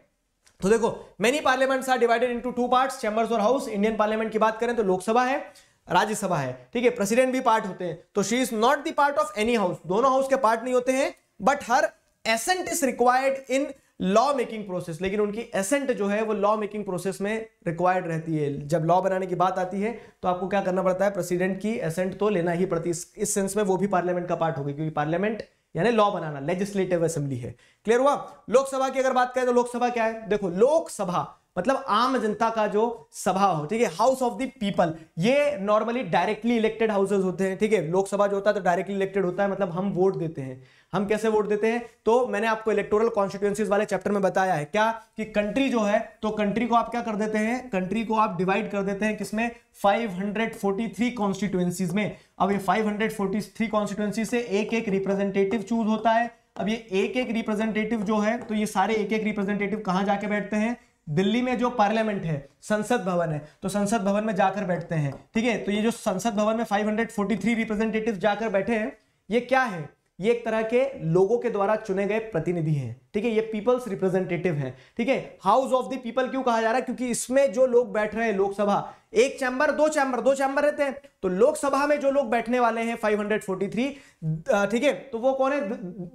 They are the representative of people. They are the representative of people मतलब क्या है कि ये हाउस ऑफ पीपल कहलाएगा, ठीक है, ये हाउस ऑफ पीपल कहलाएगा। समझ में आया हाउस ऑफ पीपल क्यों कहलाएगा? ये क्लियर हुआ? तो यहाँ पे directly elected by the people रहते हैं, exercise real power on behalf of people, और ज्यादा पावर इन्हीं के पास होती है। कैसे? अभी समझाऊंगा मैं। लोकसभा समझ में आया? वहीं पर राज्यसभा से अगर कंपेयर करोगे तो राज्यसभा को काउंसिल ऑफ स्टेट्स कहा जाता है, ठीक है। काउंसिल ऑफ स्टेट मतलब क्या है? राज्यसभा। तो ये डायरेक्टली इलेक्टेड नहीं है, ये इनडायरेक्टली इलेक्टेड है। मतलब राज्यसभा में जो एमपी होंगे, जैसे अब क्या है, कंट्री जो है, तो कंट्री को जैसे अगर आप देखेंगे तो ये हमारा जो कंट्री है, इस कंट्री में हम जैसे देखते हैं तो क्या है, 28 स्टेट्स हैं हमारे। अभी जो 28 स्टेट्स हैं, तो इन स्टेट्स में क्या कर दिया, हर स्टेट की पॉपुलेशन साइज के हिसाब से उसको सीट्स दे दी गई है कि भैया तुम्हारे यहां से 20 एमपी पहुंचाना, ठीक है, मेंबर ऑफ पार्लियामेंट पहुंचाना, मतलब बैठेंगे पार्लियामेंट में ही, संसद भवन में, ठीक है। इनसे क्या बोलते हैं कि तुम्हारे यहां से तुम 10 मेंबर ऑफ पार्लियामेंट पहुंचाना, 10 मेंबर ऑफ पार्लियामेंट पहुंचा देंगे, ठीक है। इनसे बोलते हैं तुम 2 मेंबर ऑफ पार्लियामेंट पहुंचाना। क्यों? क्योंकि पॉपुलेशन साइज सबका अलग अलग है सारे स्टेट्स का। अब क्या होता है, तो ऐसे करते करते 245 एमपी जो होते हैं ना, 245 एमपी कहां बैठते हैं? संसद भवन में, पार्लियामेंट में। तो पार्लियामेंट में 245 एमपी और बैठेंगे, लेकिन ये जो एमपी है, तो इन्हें आपने और मैंने नहीं चुना है, इन्हें किसने चुना है? अब जैसे 20 एमपी है, ठीक है, मध्य प्रदेश से मान लो, जैसे क्या है कि फॉर एग्जांपल बता रहा हूं, मध्य प्रदेश से मान लो, एमपी में एमपी कंफ्यूज हो जाओगे, ठीक है, इसको क्या करो, यूपी करो। मान लो यूपी से उन्होंने बोला कि आप 20 एमपी पहुंचाओ।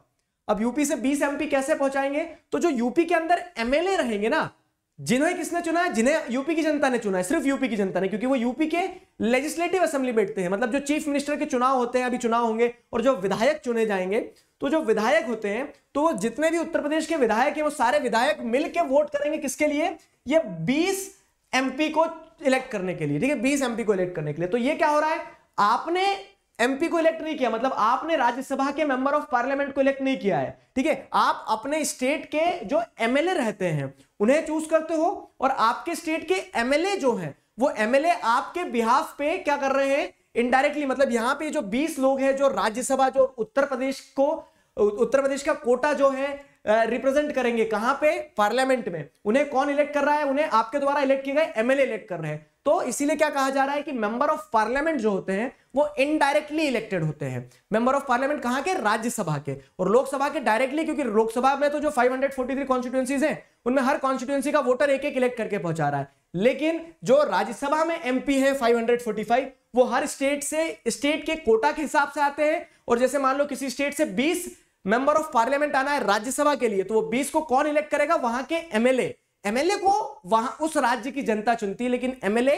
क्या करते हैं? उस राज्य के जो मेंबर ऑफ पार्लियामेंट के नंबर्स हैं फॉर राज्यसभा, उसे इलेक्ट करते हैं। थोड़ा सा कंफ्यूजिंग होगा, लेकिन आराम से पेशेंटली इसको सुनना, ठीक है? जैसे समझ नहीं आया ना इतनी कहानी को एक बार और सुनना, तो अपने आप चीजें क्लियर हो जाएगी, ठीक है? तो ये यहाँ पे क्या देखने को मिला आपको? यहाँ पे आपको देखने को मिला राज्यसभा का इलेक्शन इनडायरेक्ट क्यों होता है। तो राज्यसभा में जो इनडायरेक्ट इलेक्शन होता है उसमें कौन इलेक्ट करता है?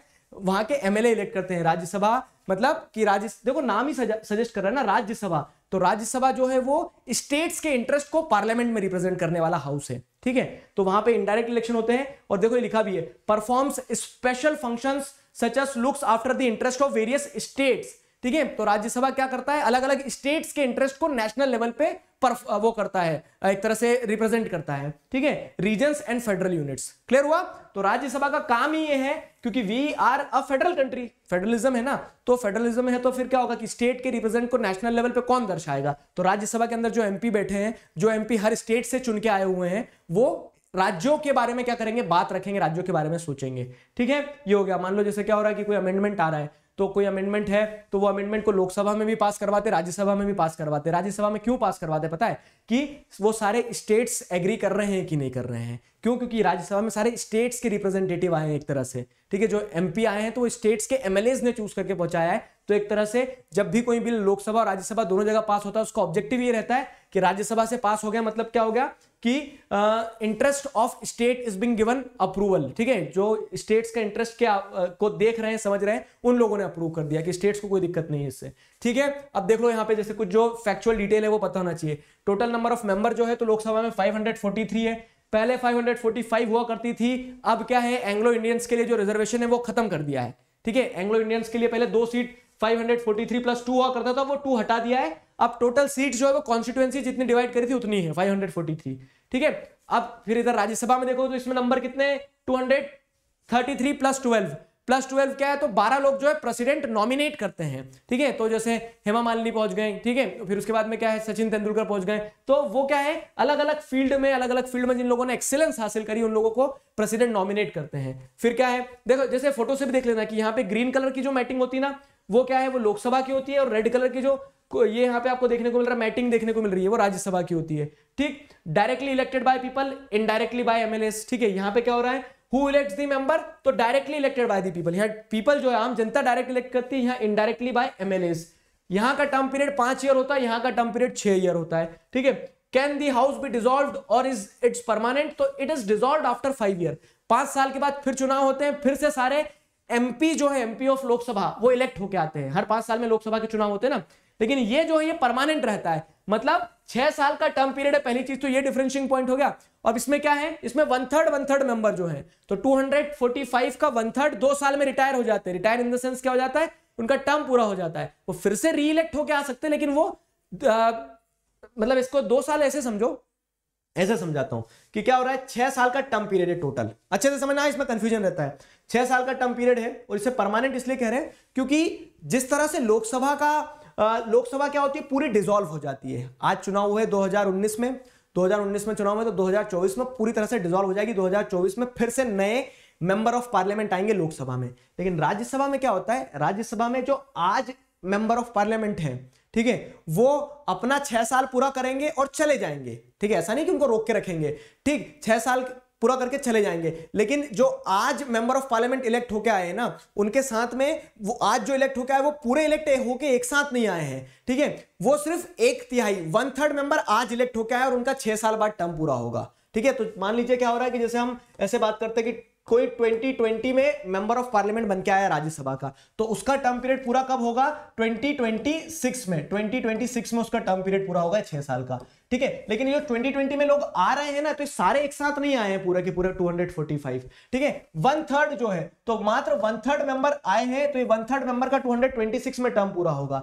वैसे ही क्या होगा? 2 साल बाद आप देखोगे तो 2022 जो है ना, तो 20 22, तो 2022 में 1/3 मेंबर आएंगे, तो ये 1/3 मेंबर का टर्म कब पूरा होगा? 2028 में पूरा होगा। ठीक है, तो इस तरह से क्या रहता है, इस तरह से पूरा हाउस एक साथ डिसॉल्व नहीं होता है राज्यसभा का।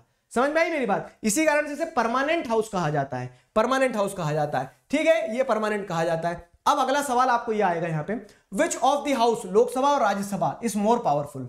तो यहां पे जैसे आप देखेंगे तो Rajya Sabha is called upper chamber, Lok Sabha is called lower chamber. इसे अपर चैम्बर कह रहे हैं, इसका मतलब ये नहीं कि does it mean that Rajya Sabha is more powerful, नहीं, अपर चैम्बर कह देने से पावरफुल नहीं हो जाता है। This is just an old style of speaking. ठीक है, और अपर चैम्बर उसे इस कंटेक्स्ट में भी कहा जाता है क्योंकि वो परमानेंट है। ठीक है, परमानेंट है, इसके लिए अपर चैम्बर है। ठीक है, तो सिंबॉलिकली आप क्या कह रहे हैं, उसे एक मतलब एक कह सकते हैं एक ओल्ड स्टाइल ऑफ सेइंग है कि हाँ ये परमानेंट हाउस है, इसे अपर चैम्बर कह दो, इसे लोअर कह दो। लोअर कह देने से ये छोटा नहीं हो जाएगा। रियल सेंस में जैसे अगर आप देखोगे तो our constitution does give the Rajya Sabha some special powers over the state. ठीक है, तो राज्यसभा के पास जो है, तो राज्यसभा क्योंकि किसके इंटरेस्ट को रिप्रेजेंट कर रहा है पार्लियामेंट में, स्टेट के इंटरेस्ट को, तो स्टेट के ऊपर राज्यसभा का कुछ स्पेशल पावर हो सकती है, स्पेशल फंक्शन हो सकती है। जिसमें बताया कि अगर कोई बिल पास करना है तो स्टेट के इंटरेस्ट को एक तरह से क्या है राज्यसभा रिप्रेजेंट करता है, वो रोक सकता है अगर उसे लग रहा है कि हमारे स्टेट के साथ गलत हो रहा है तो।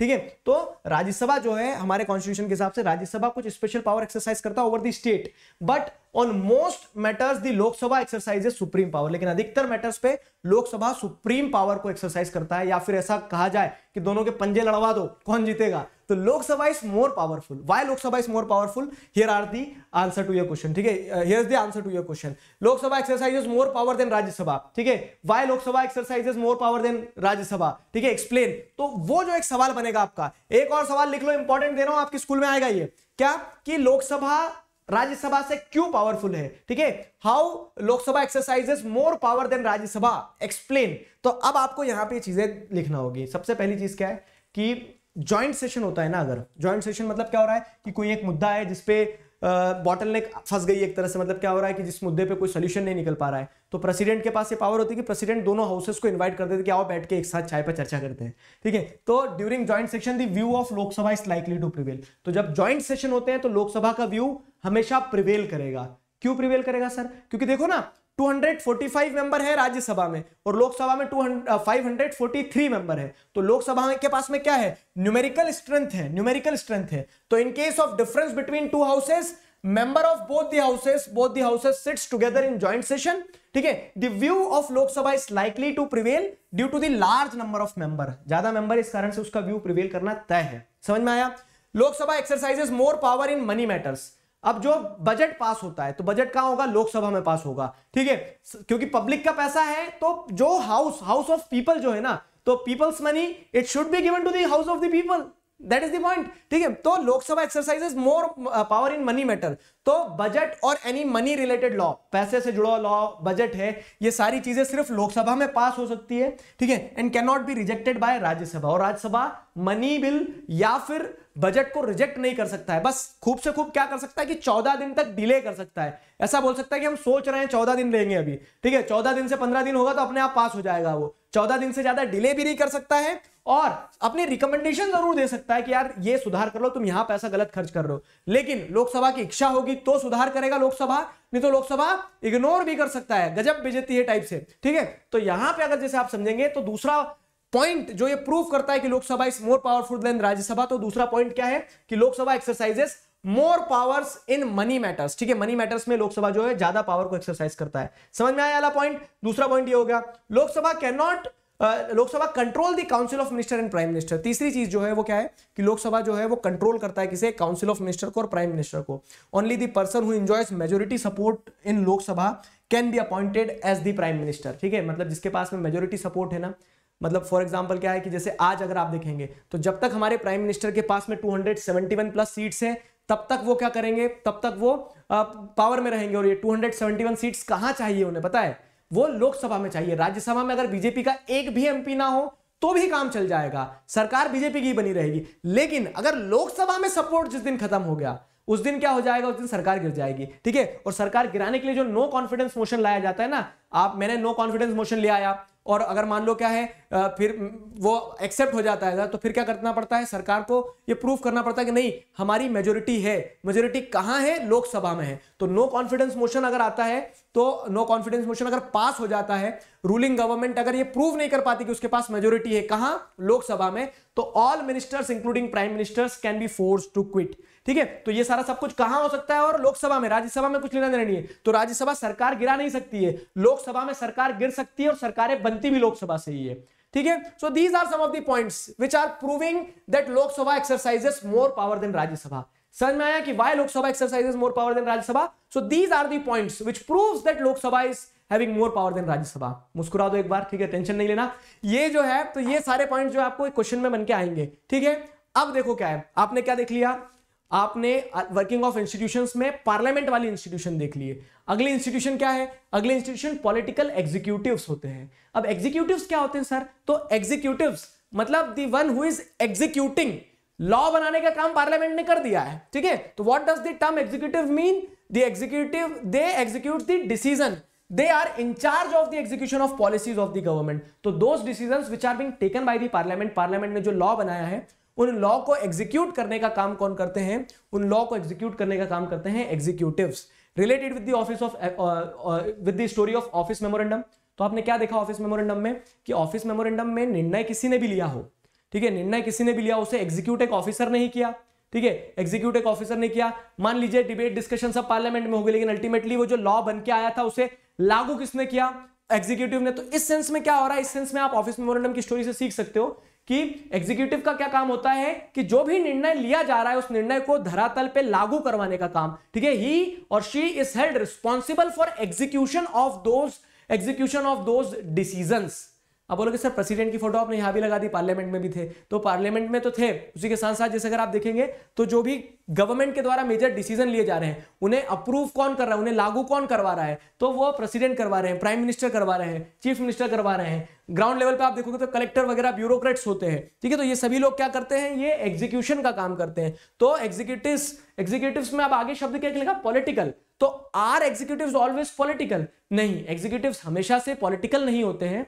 एग्जीक्यूटिव जो होते हैं तो परमानेंट भी होते हैं। तो दो तरह के एग्जीक्यूटिव होते हैं। ठीक है, तो पॉलिटिकल एग्जीक्यूटिव और परमानेंट एग्जीक्यूटिव। एक क्वेश्चन यहां लिख के जाओ, ये भी आएगा आपके एग्जाम में। ठीक है, कि एग्जीक्यूटिव परमानेंट क्या होते हैं, पॉलिटिकल क्या होते हैं? तो देखो, पॉलिटिकल एग्जीक्यूटिव जो होते हैं जो लोगों के द्वारा चुने जाते हैं, elected by the people for a specific period of time. मान लीजिए 5 साल के लिए हमने क्या किया, किसी मेंबर ऑफ पार्लियामेंट को, वो तो पार्लियामेंट का पार्ट हो गए, लेकिन मान लो हमने किसी को एमपी बनाया था और उस एमपी को फिर क्या बना दिया, बाद में सभी लोगों ने तय करके प्राइम मिनिस्टर बना दिया। तो वो जो एग्जीक्यूटिव है वो देश के प्राइम मिनिस्टर हैं। ठीक है, देश के प्राइम मिनिस्टर है, वो एग्जीक्यूटिव पोस्ट पे है कि वो सारे डिसीजंस को एग्जीक्यूट करेंगे। लेकिन वो कब तक प्राइम मिनिस्टर है? 5 सालों तक। 5 सालों के बाद फिर अगर प्राइम मिनिस्टर बनना है तो फिर चुनाव लड़ना पड़ेगा। आगे समझ में? तो elected by the people for a specific period of time, ये पॉलिटिकल एग्जीक्यूटिव हो गए, जो कि पॉलिटिकली इलेक्ट होके आए हैं, इलेक्शन के थ्रू आए हैं। लेकिन परमानेंट एग्जीक्यूटिव जो होते हैं तो they are elected on the basis of merit and appointed on a long term basis. अब जो परमानेंट एग्जीक्यूटिव होते हैं, जैसे कलेक्टर एक परमानेंट एग्जीक्यूटिव है, तो कलेक्टर क्या है? कलेक्टर को कोई चुनाव नहीं लड़ना पड़ता है, उन्हें एग्जाम निकालना पड़ता है। मेरिट के बेसिस पे कलेक्टर को इलेक्ट किया, मतलब एक तरह से कह सकते हो इलेक्ट करना तो नहीं कहेंगे, अपॉइंट किया जाता है मेरिट के बेसिस पे। ठीक है, तो इलेक्टेड तो शब्द ही गलत है, यहाँ पे अपॉइंटेड होना चाहिए।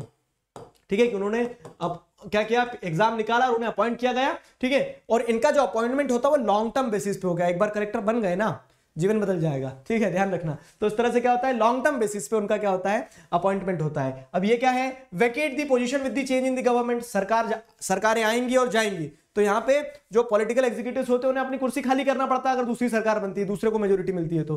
ठीक है, लेकिन यहाँ ऐसा नहीं है, they remain in office even when ruling party changes. तो सरकारें आएंगी और जाएंगी लेकिन हम बने रहेंगे। ठीक है, तो यहां जैसे अगर आप देखोगे तो परमानेंट एग्जीक्यूटिव्स का ऐसा है कि they are permanent, fine, politicals are not permanent. Example, political leaders हो गए, पीएम सीएम हो गए। यहां जैसे अगर आप देखोगे तो सिविल सर्वेंट्स हो गए, आईएएस आईपीएस ऑफिसर्स हो गए, वो क्या होते हैं, वो परमानेंट एग्जीक्यूटिव्स होते हैं। समझ में आया? अब देखो क्या है, why does the political executive have more power than the non political executive? Political executives के पास ज्यादा पावर क्यों होती है जब नॉन पॉलिटिकल एग्जीक्यूटिव्स या फिर परमानेंट एग्जीक्यूटिव ज्यादा क्वालिफाइड होते हैं? Why I am saying like this, समझो जरा। यहाँ पे देखो क्लियरली लिखा है कि civil servants are more educated. जैसे अगर आप देखेंगे तो एक कह सकते हैं कि एक पॉलिटिशियन हो सकता है कि 12वीं फेल हो, लेकिन एक सिविल सर्वेंट पढ़ा लिखा होता है, इतनी मेहनत करता है, एग्जाम निकालता है, लेकिन आप जैसे देखेंगे तो वो 12वीं फेल जो नेता होता है वो क्या करता है, ऑर्डर दे देता है किसको, सिविल सर्वेंट्स को, कि आप ये काम करवाओ हमारे डिस्ट्रिक्ट में। ठीक है। तो ऐसा क्यों होता है, सवाल आता कभी मन में, ठीक है। They have more expert knowledge, एक फाइनेंस मिनिस्ट्री में जो ऑफिसर है उसे ज्यादा नॉलेज है फाइनेंस का, ठीक है। किससे ज्यादा नॉलेज है, उस फाइनेंस मिनिस्टर से, ठीक है। वो मिनिस्ट्री में काम कर रहा है ऑफिसर, उस मिनिस्टर के पास में ज्यादा ज्ञान है, लेकिन फिर भी पावर उस मिनिस्टर के पास ज्यादा होगी, ठीक। Sometime the minister may know very little about the issues, ठीक है, still we see that political executives have more power. तो सवाल ये आता है कि पॉलिटिकल एग्जीक्यूटिव्स के पास ज्यादा पावर क्यों होता है। समझ में आ रही मेरी बात। अगर क्वेश्चन घुमा के पूछा जाए आपसे कि ये सारे पॉइंट्स फेवर में है परमानेंट एग्जीक्यूटिव के, नॉन पॉलिटिकल एग्जीक्यूटिव के, कि non political executives are well qualified, they are well more capable, still the power is more with political executives, why.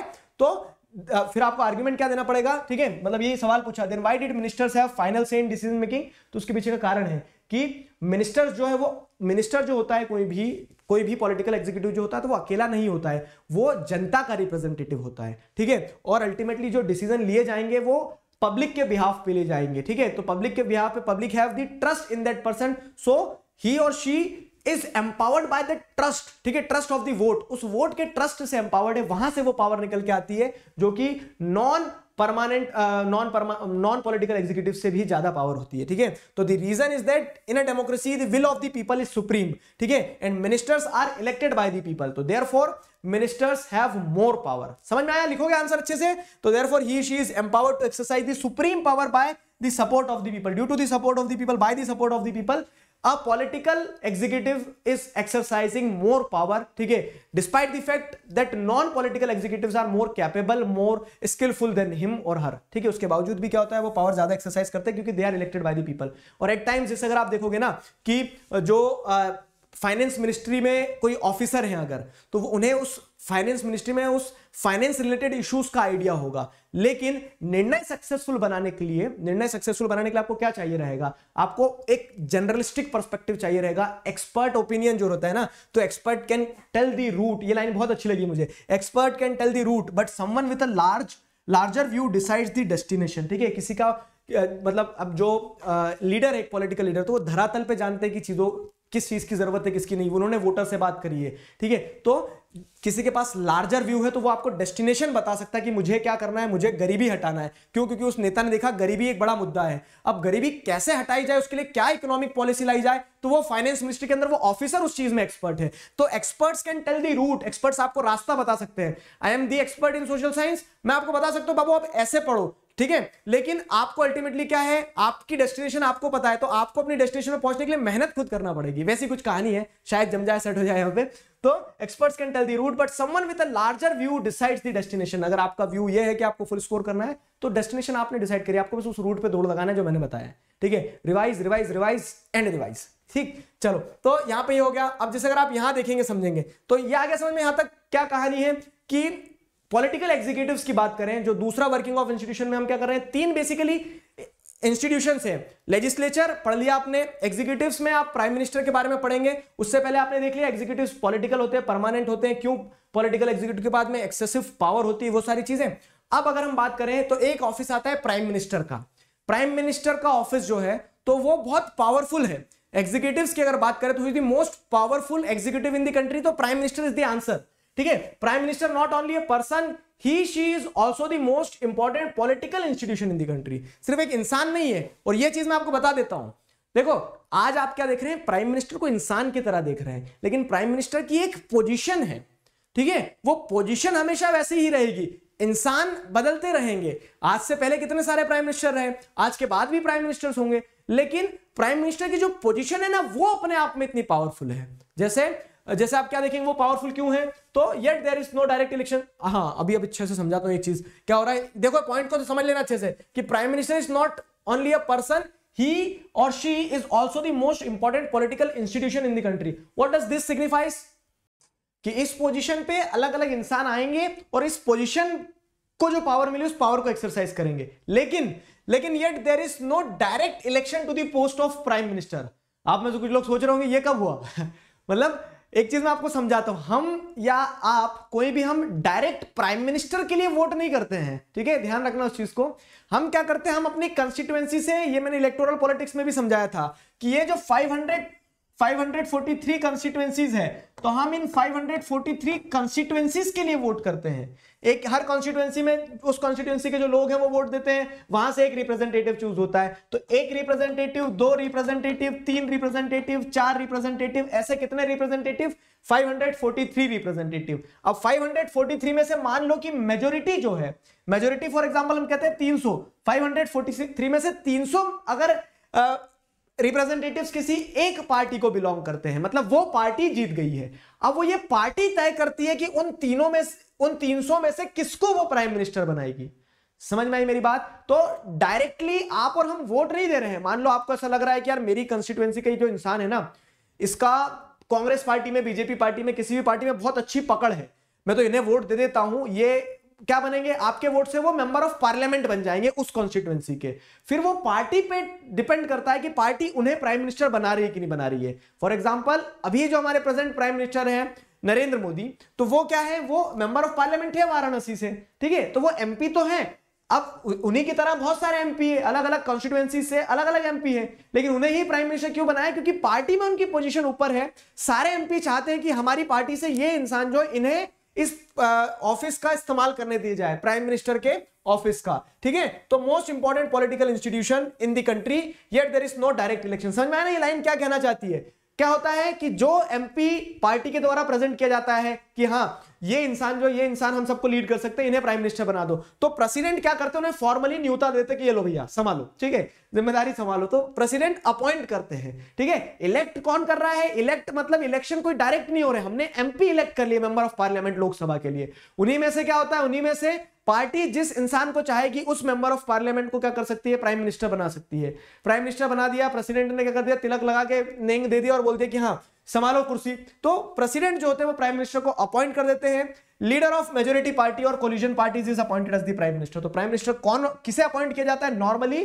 तो जो लीडर होता है मेजोरिटी पार्टी का, ठीक है, तो 300 में से जो लीडर रहेगा, या फिर कोलिजन, मान लो कि किसी एक पार्टी को 300 सीट मिली ही नहीं, तो अब क्या होगा? 100 सीट वाली 3 पार्टी मिल जाती है और आपस में तय कर लेते हैं कि इन सारे एमपी में से सबसे दमदार एमपी लग रहे तो इन्हें बना दो प्राइम मिनिस्टर। तो लीडर ऑफ मेजोरिटी पार्टी और दी कोलिजन पार्टीज जो है, जो पार्टी एक साथ कोलाइड करके एक सरकार बना रही है, मेजोरिटी फिगर को टच करने की कोशिश कर रही है, तो उनका जो लीडर रहता है वो प्राइम मिनिस्टर बनता है। He she continues to be in the power as long as he remains the leader of majority party or the coalition। और जिस दिन क्या होता है, कोलिजन टूट गया या फिर मेजोरिटी पार्टी की मेजोरिटी खत्म हो गई है, तो उस दिन फिर उन्हें प्रूव करना पड़ेगा कि अगर प्राइम मिनिस्टर की इंस्टीट्यूशन पे पकड़ बनाए रखना है तो प्रूफ करो कि तुम्हारे पास मेजोरिटी। अगर मेजोरिटी प्रूफ कर देंगे तो वो तो रहेंगे, लेकिन जिस दिन मेजोरिटी नहीं रहेगी लोकसभा में, उस दिन वो प्राइम मिनिस्टर नहीं रहेंगे। ये चीज समझाई जा रही है, समझ में आया? यही चीज हमने पढ़ी थी पावर्स ऑफ लोकसभा में कि why Lok Sabha is more powerful than Rajya Sabha. Connect कर पा रहे हो चीजों को? तो उस तरह से क्या है, प्राइम मिनिस्टर के बारे में इतनी चीज मैंने आपको बताई। अब अगर हम बात करें तो हमारे देश में देखो इतने सारे प्राइम मिनिस्टर हुए हैं, जवाहरलाल नेहरू से लगा के नरेंद्र मोदी तक 2014 से टिल नाउ, ठीक है। तो इस तरह से आप जैसे देखेंगे इतने सारे प्राइम मिनिस्टर हुए हैं, अलग अलग पॉलिटिकल पार्टीज को रिप्रेजेंट किया है। जैसे जवाहरलाल नेहरू की बात कर लो, गुलजारी लाल, लाल बहादुर शास्त्री, गुलजारी लाल फिर छोटे टाइम पीरियड के लिए बने थे, हो सकता है आप में से कुछ लोग गुलजारी लाल को जानते भी ना हो, ठीक है। इंदिरा गांधी, तो यहां तक पूरे कांग्रेस के प्राइम मिनिस्टर रहे। फिर पहले non Congress prime minister Morarji Desai बनते, जो एक समय पे कांग्रेस में हुआ करते थे, ठीक है। तो फिर इस तरह से क्या है, फिर बीच में 2 कांग्रेस के प्राइम मिनिस्टर आते, फिर कांग्रेस के प्राइम मिनिस्टर आते हैं, बाकी अलग अलग पार्टीज, जनता दल जो थी, ठीक है, तो जनता पार्टी जो थी, तो जनता पार्टी के प्राइम मिनिस्टर बनते मोरारजी देसाई। तो इस तरह से बहुत सारे प्राइम मिनिस्टर हुए हैं। अब अगर देखो, अब प्राइम मिनिस्टर एक बार अपॉइंट हो जाते हैं ना, तो उन्होंने अपनी कुर्सी संभाल ली, अब वो अपनी कुर्सी के बाजू में दूसरों की कुर्सी लगाएंगे, तो प्राइम मिनिस्टर फिर ये तय करते हैं कि किसे मिनिस्टर बनाना है। वो भी मिनिस्टर हम एक बार में पढ़ेंगे, मतलब पहले एक साथ प्राइम मिनिस्टर को पढ़ लेते, फिर मिनिस्टर्स को अलग पढ़ लेंगे। तो एग्जीक्यूटिव्स जो आप पढ़ रहे हो, तो एग्जीक्यूटिव्स में आपने पॉलिटिकल परमानेंट देख लिया, एग्जीक्यूटिव क्वेश्चन बनेगा एक। फिर प्राइम मिनिस्टर जो है, तो अगले important most visible powerful institution of executive is prime minister, ठीक है। तो प्राइम मिनिस्टर के इंस्टीट्यूशन को समझ रहे हैं। तो अगर पावर्स की बात की जाए तो कॉन्स्टिट्यूशन में एज सच कोई पावर लिखी नहीं है, लेकिन मतलब आप जैसे देखोगे ऑन ग्राउंड क्या है, मल्टीपल पावर्स को एक्सरसाइज करते हैं प्राइम मिनिस्टर। मिनिस्टर वाला सेक्शन में आपको अलग से बता दूंगा, ठीक है। तो पहले प्राइम मिनिस्टर पढ़ लेते हैं। तो prime minister chairs the cabinet meetings. तो कैबिनेट मीटिंग जितनी भी होना है, उन कैबिनेट मीटिंग को कोऑर्डिनेट करना, फाइनल डिसीजन लेना, ये सारी चीजें जो है कौन करते हैं, ये मिनिस्टर करते हैं। तो prime minister chairs the cabinet meetings, coordinator takes final decision, ये वाली चीज होती है। All ministers work under his leadership, ठीक है। तो जितने भी मिनिस्टर्स हैं वो प्राइम मिनिस्टर की लीडरशिप के अंडर में काम करते हैं। मतलब मैंने आपको हिंट भी दे दिया कि प्राइम मिनिस्टर एक बार प्राइम मिनिस्टर बन गए ना, फिर वो तय करते हैं कि किसे मिनिस्टर बनाना है। सर मुझे बना देंगे क्या? आपको भी बना सकते हैं, पता है। लेकिन आपको फिर अगले 6 महीने के अंदर इलेक्ट होकर आना पड़ेगा, ये एक पैच रहेगा वहां पे, ठीक है। तो all ministers work under his leadership, ठीक है। तो प्राइम मिनिस्टर क्या करते हैं, डिस्ट्रीब्यूट रीडिस्ट्रीब्यूट करते हैं काम को, डिसमिस कर सकते हैं मिनिस्टर को अपॉइंट कर सकते हैं प्राइम मिनिस्टर, ठीक है। तो ये सारी पावर्स है प्राइम मिनिस्टर की, समझ में आ रहा है, यही पावर में आपको लिखना रहेगा। पार्लियामेंट्री डेमोक्रेसीज की अगर हम बात करें, ठीक है, तो जहां पे जैसे पार्लियामेंट में पार्लियामेंट के थ्रू सारी चीजों का काम चलता है ना, तो पार्लियामेंट्री डेमोक्रेसीज में क्या देखने को मिलता है कि prime minister form of government जो है वो देखने को मिलती है, कि parliament is all about prime minister. क्यों? क्योंकि पार्लियामेंट से ही पावर डिराइव आउट करते हैं प्राइम मिनिस्टर, और पार्लियामेंट के ही दम पे क्या करते हैं, अपनी पावर एक्सरसाइज करते हैं। तो जो पार्लियामेंट्री डेमोक्रेसीज है वर्ल्ड में, वहां पे हमें यह देखने को मिलता है कि parliamentary democracies are equal to parliament prime ministerial form of government. यहां पे पॉलिटिकल पार्टीज का और मीडिया का बहुत इंपॉर्टेंट रोल होता है। मतलब जैसे अगर आप देखोगे ना, मीडिया कैसे दिखाती है कि दो पॉलिटिकल पार्टीज के जो टॉप लीडर है, राहुल गांधी वर्सेस नरेंद्र मोदी, उनमें कंपटीशन दिखाती है, वो पार्टीज में कंपटीशन नहीं दिखाती है। तो क्या बता दिया, everything election is equal to 2 leaders, ऐसे दर्शाया जाता है। तो यहां पे आप जैसे देखोगे कि पार्लियामेंट्री डेमोक्रेसीज में सेंटर ऑफ फोकस कौन रहता है, प्राइम मिनिस्टर रहता है। तो पार्लियामेंट्री डेमोक्रेसीज को एट टाइम्स क्या कहा जाता है, prime ministerial form of government कहा जाता है। तो this is one of the power, this is one of the कह सकते हैं सिग्निफिकेंस ऑफ प्राइम मिनिस्टर की everything in the democracy, elections, propagation, ठीक है, campaigns, everything is centric to the prime minister. Therefore we are saying that parliamentary democracies are equal to prime ministerial form of government, ठीक है। यहां पे political parties का, media का बहुत important role हो जाता है in influencing the power of prime minister. The extent of power of prime minister depends on personality of person holding that position. अब देखो यहां पे एक पॉइंट ये भी समझना होगा कि मैंने आपको ये बताया इतने सारे प्राइम मिनिस्टर हुए, इसमें सारे प्राइम मिनिस्टर को आप नहीं जानते, लेकिन कुछ प्राइम मिनिस्टर जैसे जवाहरलाल नेहरू का नाम हो गया, इंदिरा गांधी का नाम हो गया, अटल बिहारी वाजपेयी का नाम हो गया, ठीक है, नरेंद्र मोदी का नाम हो गया। तो कुछ नाम आप बहुत अच्छे से जानते हो, कारण क्या है पता है, तो मतलब गाड़ी, सारी गाड़ियां रहती है। तो जैसे वो बोलोगे सर गाड़ी वाले एग्जांपल क्यों लाते हो, अब वो कनेक्ट करना, मतलब जैसे एक गाड़ी है वो गाड़ी रहेगी, ठीक है, लेकिन वो गाड़ी कैसे चलेगी ड्राइवर पे भी बहुत कुछ डिपेंड करता है, ठीक है। तो उसी तरह से प्राइम मिनिस्टर का जो इंस्टीट्यूशन है वो तो पावरफुल है, लेकिन जो पर्सन एक्सरसाइज कर रहा है ना, उसके भी कल्ट पे बहुत कुछ डिपेंड करता है, ठीक है। तो the extent of power of prime minister depends on the personality of the person holding that position. कुछ प्राइम मिनिस्टर बोल्ड होते हैं, ठीक है, तो जो क्या करते हैं, खुल के एक्सप्रेस करते हैं और दबदबा दिखाते हैं अपना। कुछ प्राइम मिनिस्टर बहुत शांति से काम करते हैं, ठीक है। तो ऐसा नहीं कि उनके पास पावर नहीं थी, लेकिन उन्होंने अपनी पावर का इस्तेमाल नहीं किया, बहुत ज्यादा शो नहीं किया। काम करना और शो करना अलग अलग चीजें हैं, समझ रहे हो मेरी बात को। कुछ प्राइम मिनिस्टर काम नहीं करेंगे, लेकिन शो ऐसे करेंगे कि वो उस पोजीशन से ही देश संभाले हुए हैं। लेकिन कुछ प्राइम मिनिस्टर चुपचाप आते हैं, काम करके चले जाते हैं, ठीक है। तो इस तरह से आप जैसे देखोगे पावर्स जो है, किधर गया, power of prime minister depends on the personality of person holding that position, ठीक। So power, there are enormous power in the position, in the institution of prime minister, but the extent of power depends on the personality of the person holding that position. Power of prime minister in collision politics, ये एक सब question बन सकता है आपका, question के अंदर question, कि पॉलिटिकल पार्टी, जैसे आप देखेंगे प्राइम मिनिस्टर के पास बहुत पावर होती है, लेकिन जो एक्सटेंट ऑफ पावर है it reduces in a collision government, ठीक है। मतलब मान लो कि किसी एक सिंगल पार्टी से अगर प्राइम मिनिस्टर जीत के आए, जैसे अभी देख रहे हो आपकी बीजेपी को मेजोरिटी सपोर्ट है,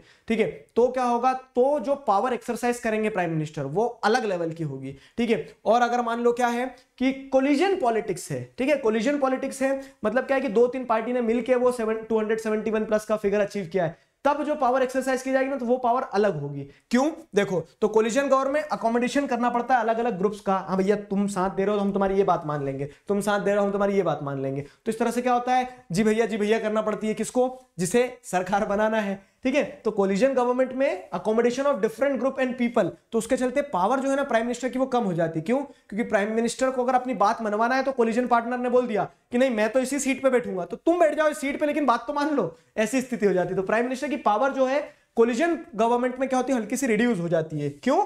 because he or she is required to heed to the views and positions of the coalition partners because their support is essential for the survival of government। तो जो coalition partners हैं उनके views के आगे झुकना पड़ता है, सिर नवाना पड़ता है। क्यों? क्योंकि उनका सपोर्ट नहीं मिलेगा coalition पार्टनर का, तो प्राइम मिनिस्टर नहीं रहेंगे। प्राइम मिनिस्टर कब तक रहेंगे? जब तक उन्हें मेजोरिटी मिलेगी।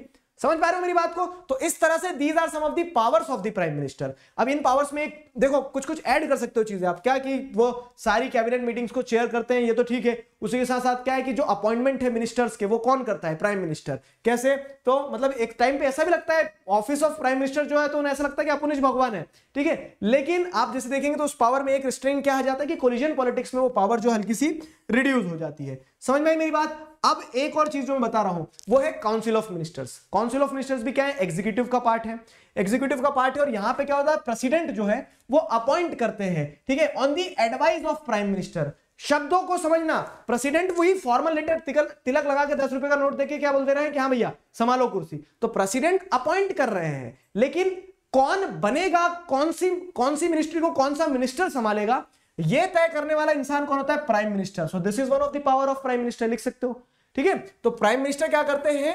काउंसिल ऑफ मिनिस्टर्स को अपॉइंट करते हैं। कहां से? तो अपनी पार्टी के अंदर अब मान लो क्या है 300 एमपी जीत के आए, एग्जांपल 300 एमपी जीत के आए, 300 में से जो लीडर ऑफ मेजोरिटी पार्टी है वो तो प्राइम मिनिस्टर बन गए, ठीक है। अब प्राइम मिनिस्टर को सरकार चलाने के लिए मिनिस्टर चाहिए रहेंगे, तो उन 300 में से उन्होंने 5 को उठा लिया, यार ये तो मेरे दोस्त थे, उन्होंने देख लिया ये 4 लोग बहुत अच्छे लोग हैं, काम करेंगे, तो इन 4 लोगों को उठा लिया। और ऐसे प्राइम मिनिस्टर तय करते हैं कि किसे मिनिस्टर बनाना है। प्राइम मिनिस्टर ये तय करते हैं कि किसे मिनिस्टर बनाना है, तो कहां से? फ्रॉम हिज ओन पार्टी और from the collision partner.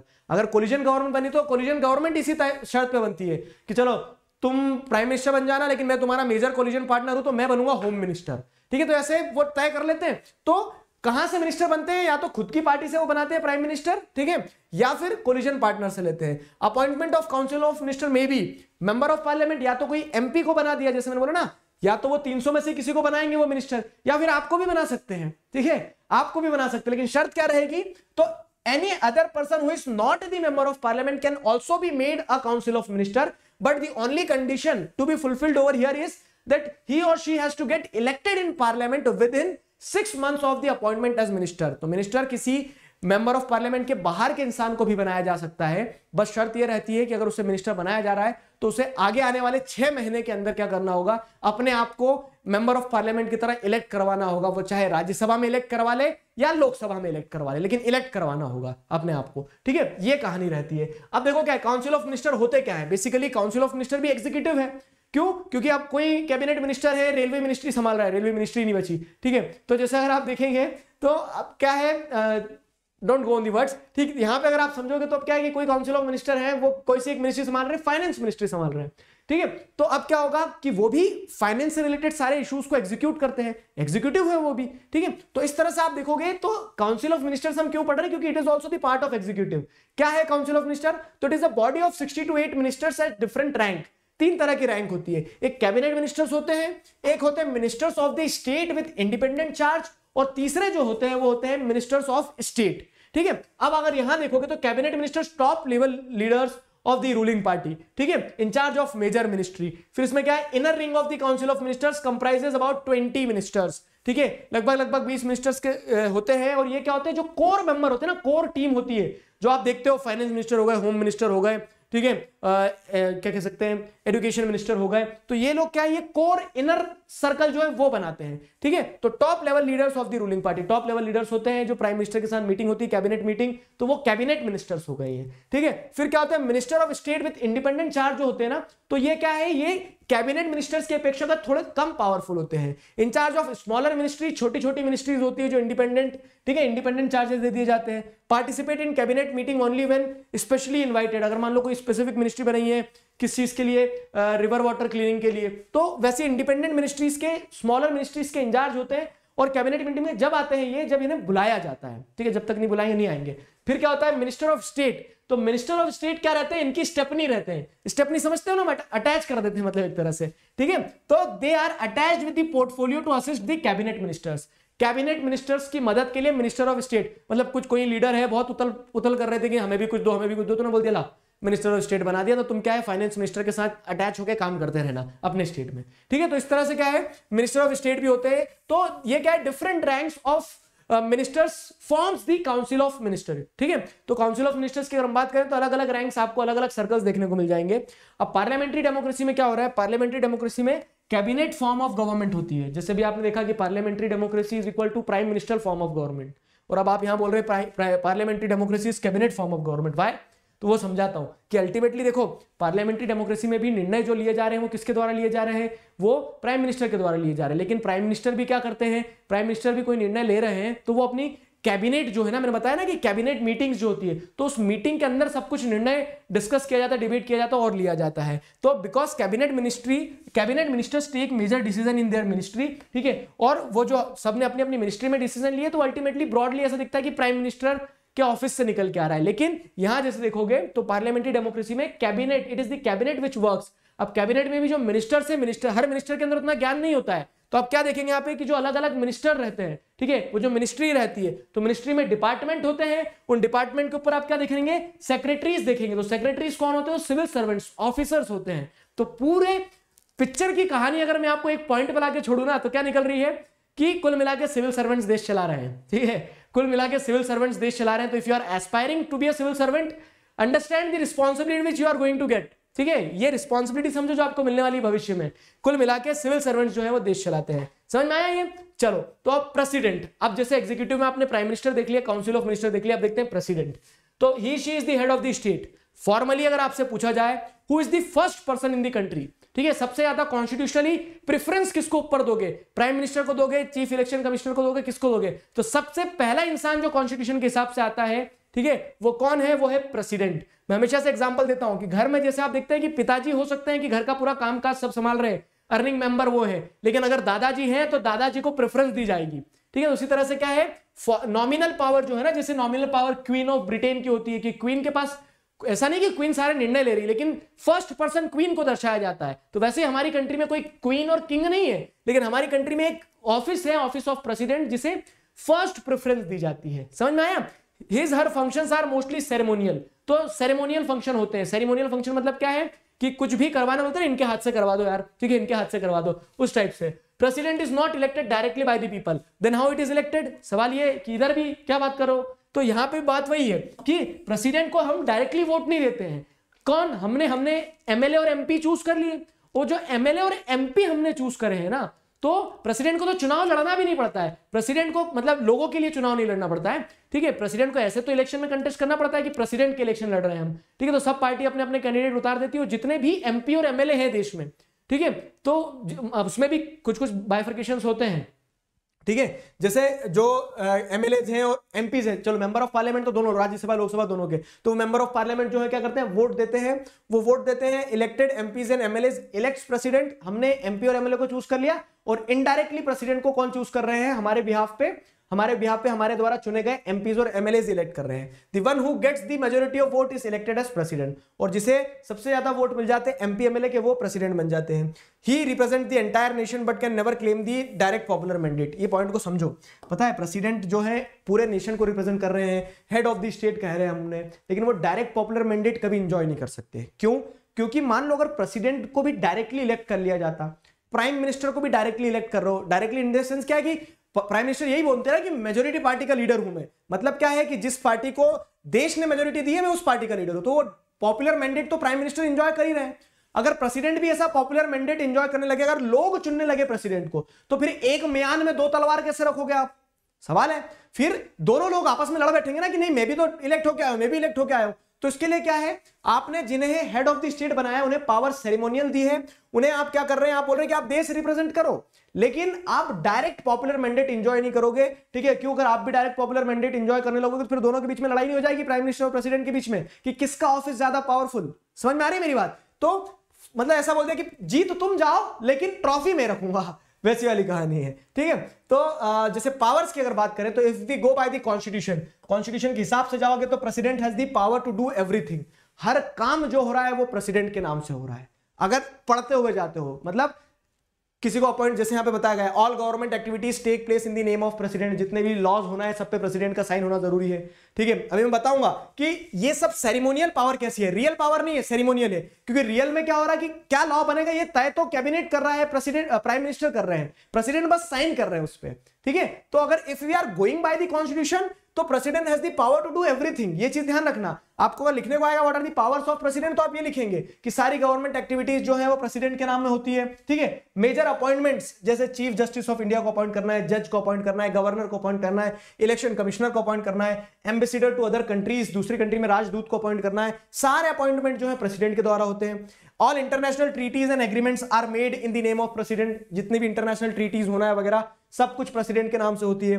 President is the supreme commander of defence forces of India, defence forces of India के सुप्रीम कमांडर भी कौन होते हैं? प्रेसिडेंट होते हैं। मतलब डिफेंस फोर्सेज को अगर कोई पे हमला करना है तो प्रेसिडेंट के अप्रूवल से होता है, ठीक है। सारी चीजें कौन कर रहे हैं? प्रेसिडेंट कर रहे हैं। समझना कहानी के सस्पेंस को। अब लेकिन हो क्या रहा है कि president exercises all this power only on the advice of council of minister headed by prime minister.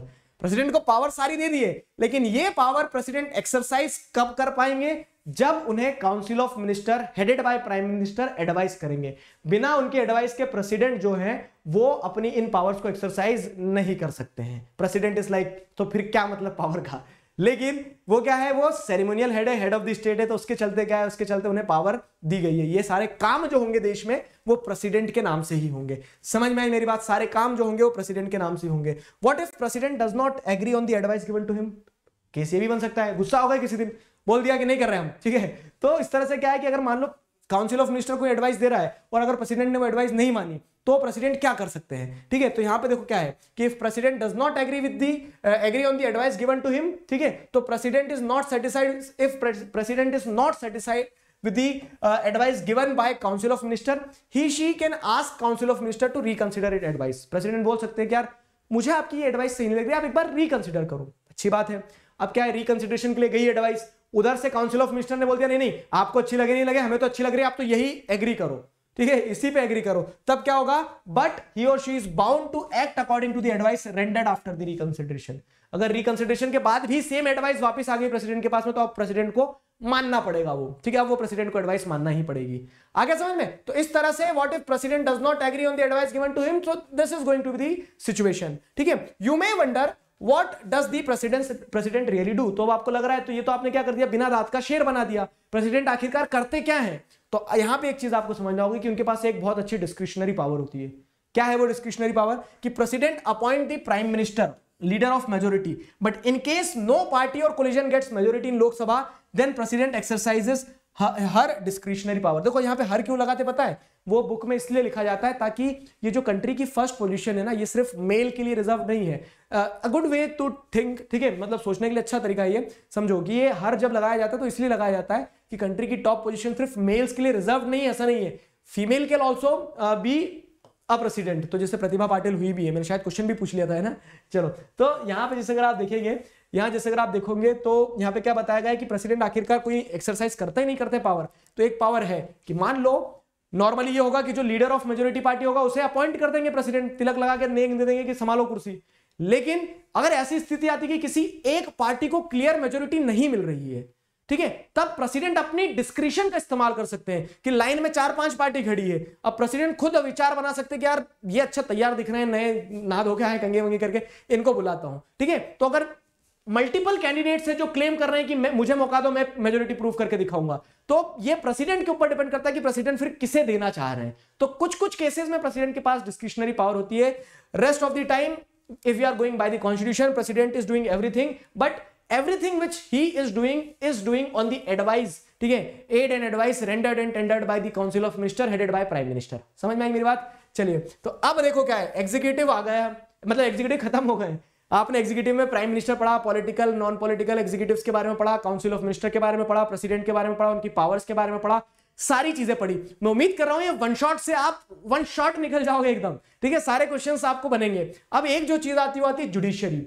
Connect with the office memorandum, what would have happened in the absence of judiciary. Office memorandum के case में आपने क्या देखा कि 1990 में जो office memorandum पास किया गया तो उस पर देश विभाजित हो गया। कुछ लोग अप्रूव कर रहे थे उस चीज के साथ, कुछ उसको अपोज कर रहे थे, लड़ बैठ रहे थे, डिबेट्स हो रही थी, तो सब किसके पास गए? जुडिशरी के पास। तो what would have happened in the absence of judiciary, conflicts जो है और बढ़ जाते हैं। लेकिन जुडिशरी यहां पे चीजों को क्या कर देती है? आसान कर देती है। तो judiciary acts as acts as a mechanism which resolves the dispute in the country. ठीक है, तो वर्किंग ऑफ इंस्टीट्यूशन में अगली इंस्टीट्यूशन जो काम करी वो क्या है, judiciary.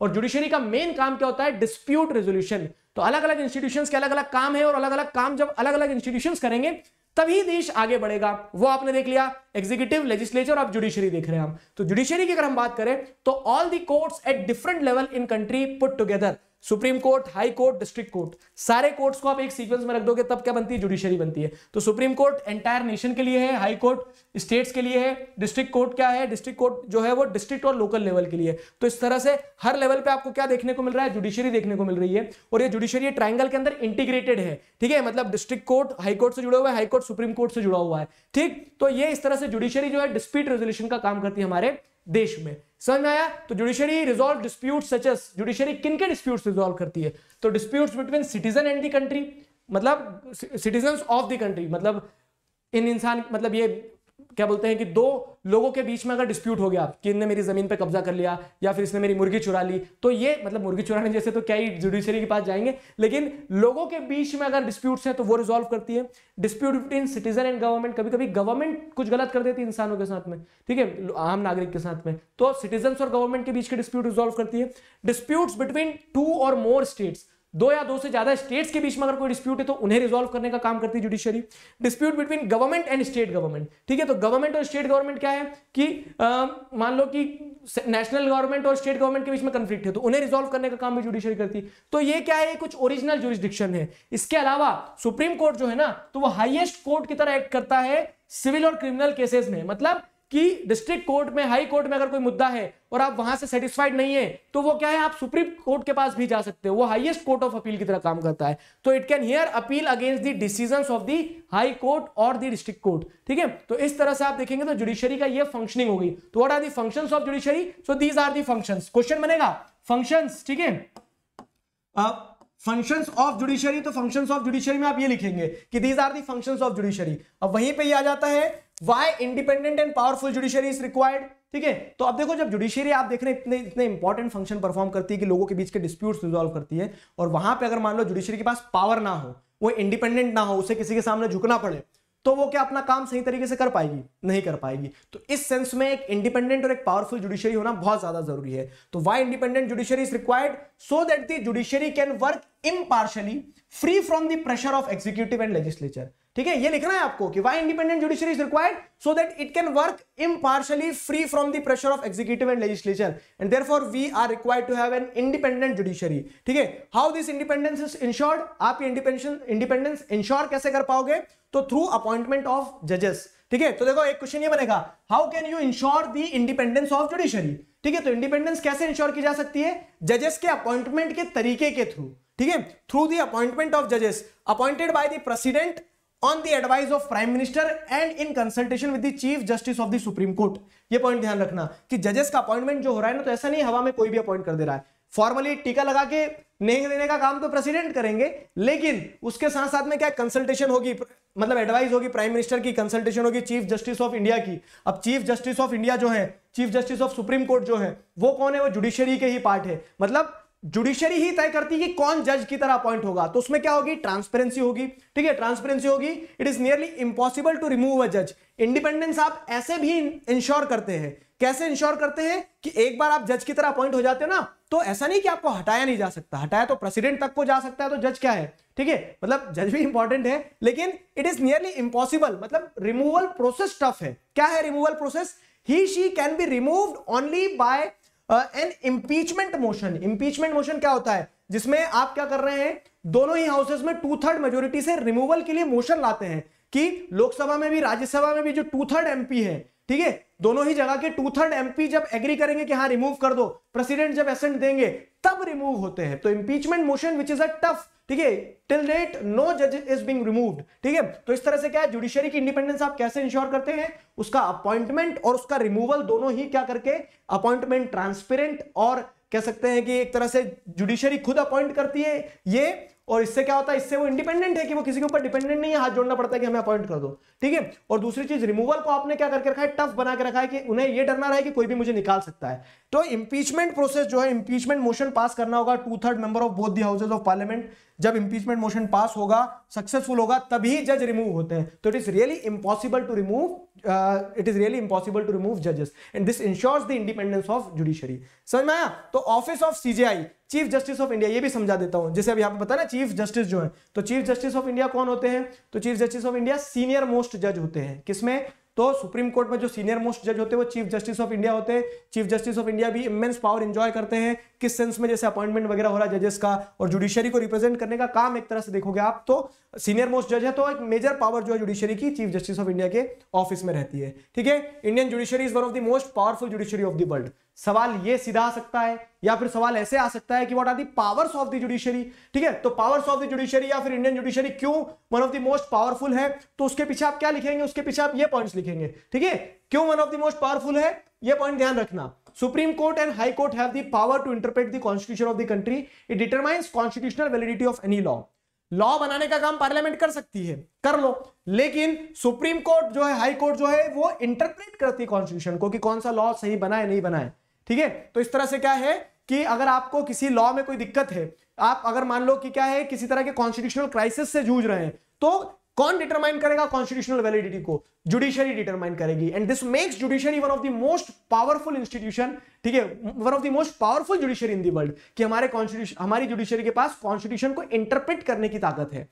Power of judicial review, ये क्या है? ये भी वही चीज है, इसी से जुड़ा हुआ है। जुडिशियल रिव्यू मतलब क्या है कि मान लीजिए कॉन्स्टिट्यूशन की इंटरप्रिटेशन तो जुडिशरी दे ही रही है कि जो पहले से लिख के गए कॉन्स्टिट्यूशन में उसे कैसे समझना है, ये जुडिशरी कर रही है। अब उसके बाद में अभी जो लॉ बन रहा है ना, अगर आपने अभी कोई लॉ बनाया पार्लियामेंट ने, किसी एक पॉलिटिकल लीडर की ऐसी इच्छा थी कि ऐसा लॉ बनाता हूं कि लोगों को फंसा लूंगा, ठीक है, तो ऐसा कोई लॉ बनता है अगर, तो उस लॉ की वैलिडिटी को चेक करना, ठीक है, उस लॉ को जुडिशियली रिव्यू करने की पावर होती है कि ये लॉ सही है, whether it is align with the constitution और नॉट। तो ये जुडिशियल रिव्यू करने का काम भी किसका होता है? जुडिशियली रिव्यू करने का काम भी होता है जुडिशरी का। तो ये पावर भी जुडिशरी लेके चलती है। ठीक है, फिर क्या है? Judiciary acts as the guardian of the fundamental rights. अब आपके और मेरे फंडामेंटल राइट्स हैं, और फंडामेंटल राइट्स के दम पे ही हम चौड़ में घूमते हैं कि हमारे पास में राइट्स है, कोई कुछ नहीं कर सकता हमारा। लेकिन ये फंडामेंटल राइट्स स्टेट्स एनक्रोच भी कर सकता है। इमरजेंसी के टाइम पे स्टेट ने क्या कर दिया, एक तरह से कुचल दिए थे राइट्स को। तो ऐसे फंडामेंटल राइट्स को प्रोटेक्ट करने का काम किसका है? जुडिशरी का है। कि अगर किसी के फंडामेंटल राइट्स वायलेट हो रहे हैं तो आप क्या कर सकते हैं? सीधे फंडामेंटल राइट्स के वायलेशन पे रिट पिटीशन लगा के सुप्रीम कोर्ट तक जा सकते हैं आप। तो आपके फंडामेंटल राइट्स को प्रोटेक्ट करने का गार्जियन का काम कौन करता है? जुडिशरी करती है। And this makes the judiciary powerful in the world. ठीक है, this is the power of the judiciary, that judiciary is going to act as the guardian of your fundamental right. ठीक है, ये पावर्स में भी आ सकता है, और क्या पावरफुल बनाता है उसमें भी आ सकता है क्वेश्चन, किसी भी शब्दों में आए। क्वेश्चन ऐसे आया ऐसे आए, क्वेश्चन तो क्वेश्चन है, आपने कंटेंट पढ़ा है, और सारा शब्दों का खेल होता है। ठीक है, क्वेश्चन बहरूपिया होता है, आपको समझना होता है कि क्या पूछना चाह रहा है क्वेश्चन। क्लियर हुआ? तो through public interest litigation judiciary work for the protection of public interest. एक पावर ये भी है कि ऐसा नहीं है कि सिर्फ लॉ को रिव्यू करना, कॉन्स्टिट्यूशन को देखना है, फिर फंडामेंटल राइट तक ही सीमित है जुडिशरी का काम। पीआईएल का भी प्रोविजन है, पब्लिक इंटरेस्ट लिटिगेशन। क्या होता है? मतलब कोई ऐसा मुद्दा है जो जनता के हित में है, पब्लिक के इंटरेस्ट में है। फॉर एग्जांपल क्या है कि पेड़ों का काट देना, नदी का पोल्यूट हो जाना। अब नदी और पेड़ तो जाएंगे नहीं सुप्रीम कोर्ट के पास में कि भैया हमारे साथ गलत हो रहा है। ठीक है, तो वहां पे क्या है कि क्योंकि जनता के हित का मुद्दा है, तो कोई भी पब्लिक इंटरेस्ट पे एक लिटिगेशन डाल सकता है, और जुडिशरी वहां पे क्या करती है? इंटरवीन करती है। Judiciary enjoys a high level of confidence among the people. और जब क्या होता है, जुडिशरी इस तरह से क्या करती है? पब्लिक गुड के बारे में सोचती है। ठीक है, पब्लिक गुड के बारे में सोचती है, एनक्रोचमेंट ऑफ गवर्नमेंट से लोगों को बचाती है। तो जो आम जनता है ना, ठीक है, तो वो क्या कहता है, भारत में कुछ मूवी का डायलॉग भी ना एक, क्या कि सी यू इन द कोर्ट, उस टाइप से। तो पीपल एंजॉय कॉन्फिडेंस। ठीक है, तो यहां पे जैसे आप देखेंगे high level of confidence among the people is there for judiciary. ठीक, तो this was the story about judiciary also. तो powers, appointment, independence, functions, सारी चीजें क्लियर हो गई। क्वेश्चन किसी भी तरह से आ सकता है, किसी भी तरह से आए आपसे बनेगा, और यहां पे देते हैं पूर्ण होती, हमारा चैप्टर होता है खत्म। ठीक है, तो आप कुछ इंपॉर्टेंट अपडेट से टेलीग्राम चैनल ज्वाइन कर लेना, तो आपको नोट्स मिल जाएंगे वहीं पे। ठीक है, सेशन कंप्लीट होगा टेलीग्राम चैनल में थोड़ी देर बाद, मतलब तुरंत मत पहुंच जाना। ठीक है, मैं आपको नोट दे दूंगा कल में। ठीक, तो नोट्स आपको टेलीग्राम चैनल में मिल जाएंगे, लिंक डिस्क्रिप्शन में ज्वाइन कर लेना। स्पेशल क्लास होती है, जैसे अब आज सेशन हुआ तो कल हम क्या करते हैं? स्पेशल क्लास लेते हैं जिसमें आपके डाउट सॉल्व कर लेते हैं, जो कि एब्सोल्युटली फ्री है। तो ऐप पर जाकर आप स्पेशल क्लास क्या कर सकते हैं? अटेंड कर सकते हैं यूजिंग द कोड दिगराज। फिर उसके बाद में क्या, बहुत सारे लाइव पोल्स होते हैं, क्विज होते हैं, स्कॉलरशिप एग्जाम होते हैं, विच आर एब्सोल्युटली फ्री। आपको करना क्या होगा? डाउनलोड दी अनअकैडमी ऐप, ठीक है, and explore all these features with the code DIGRAJ। Clear हुआ? इसी के साथ ये चैप्टर होता है कंप्लीट। नाचो गाओ ऐश करो। Signing off. अभी खत्म करते हैं चीजों को, मिलते हैं नेक्स्ट वीडियो में एक अगले चैप्टर के साथ। Till then stay connected, keep learning. Thank you very much.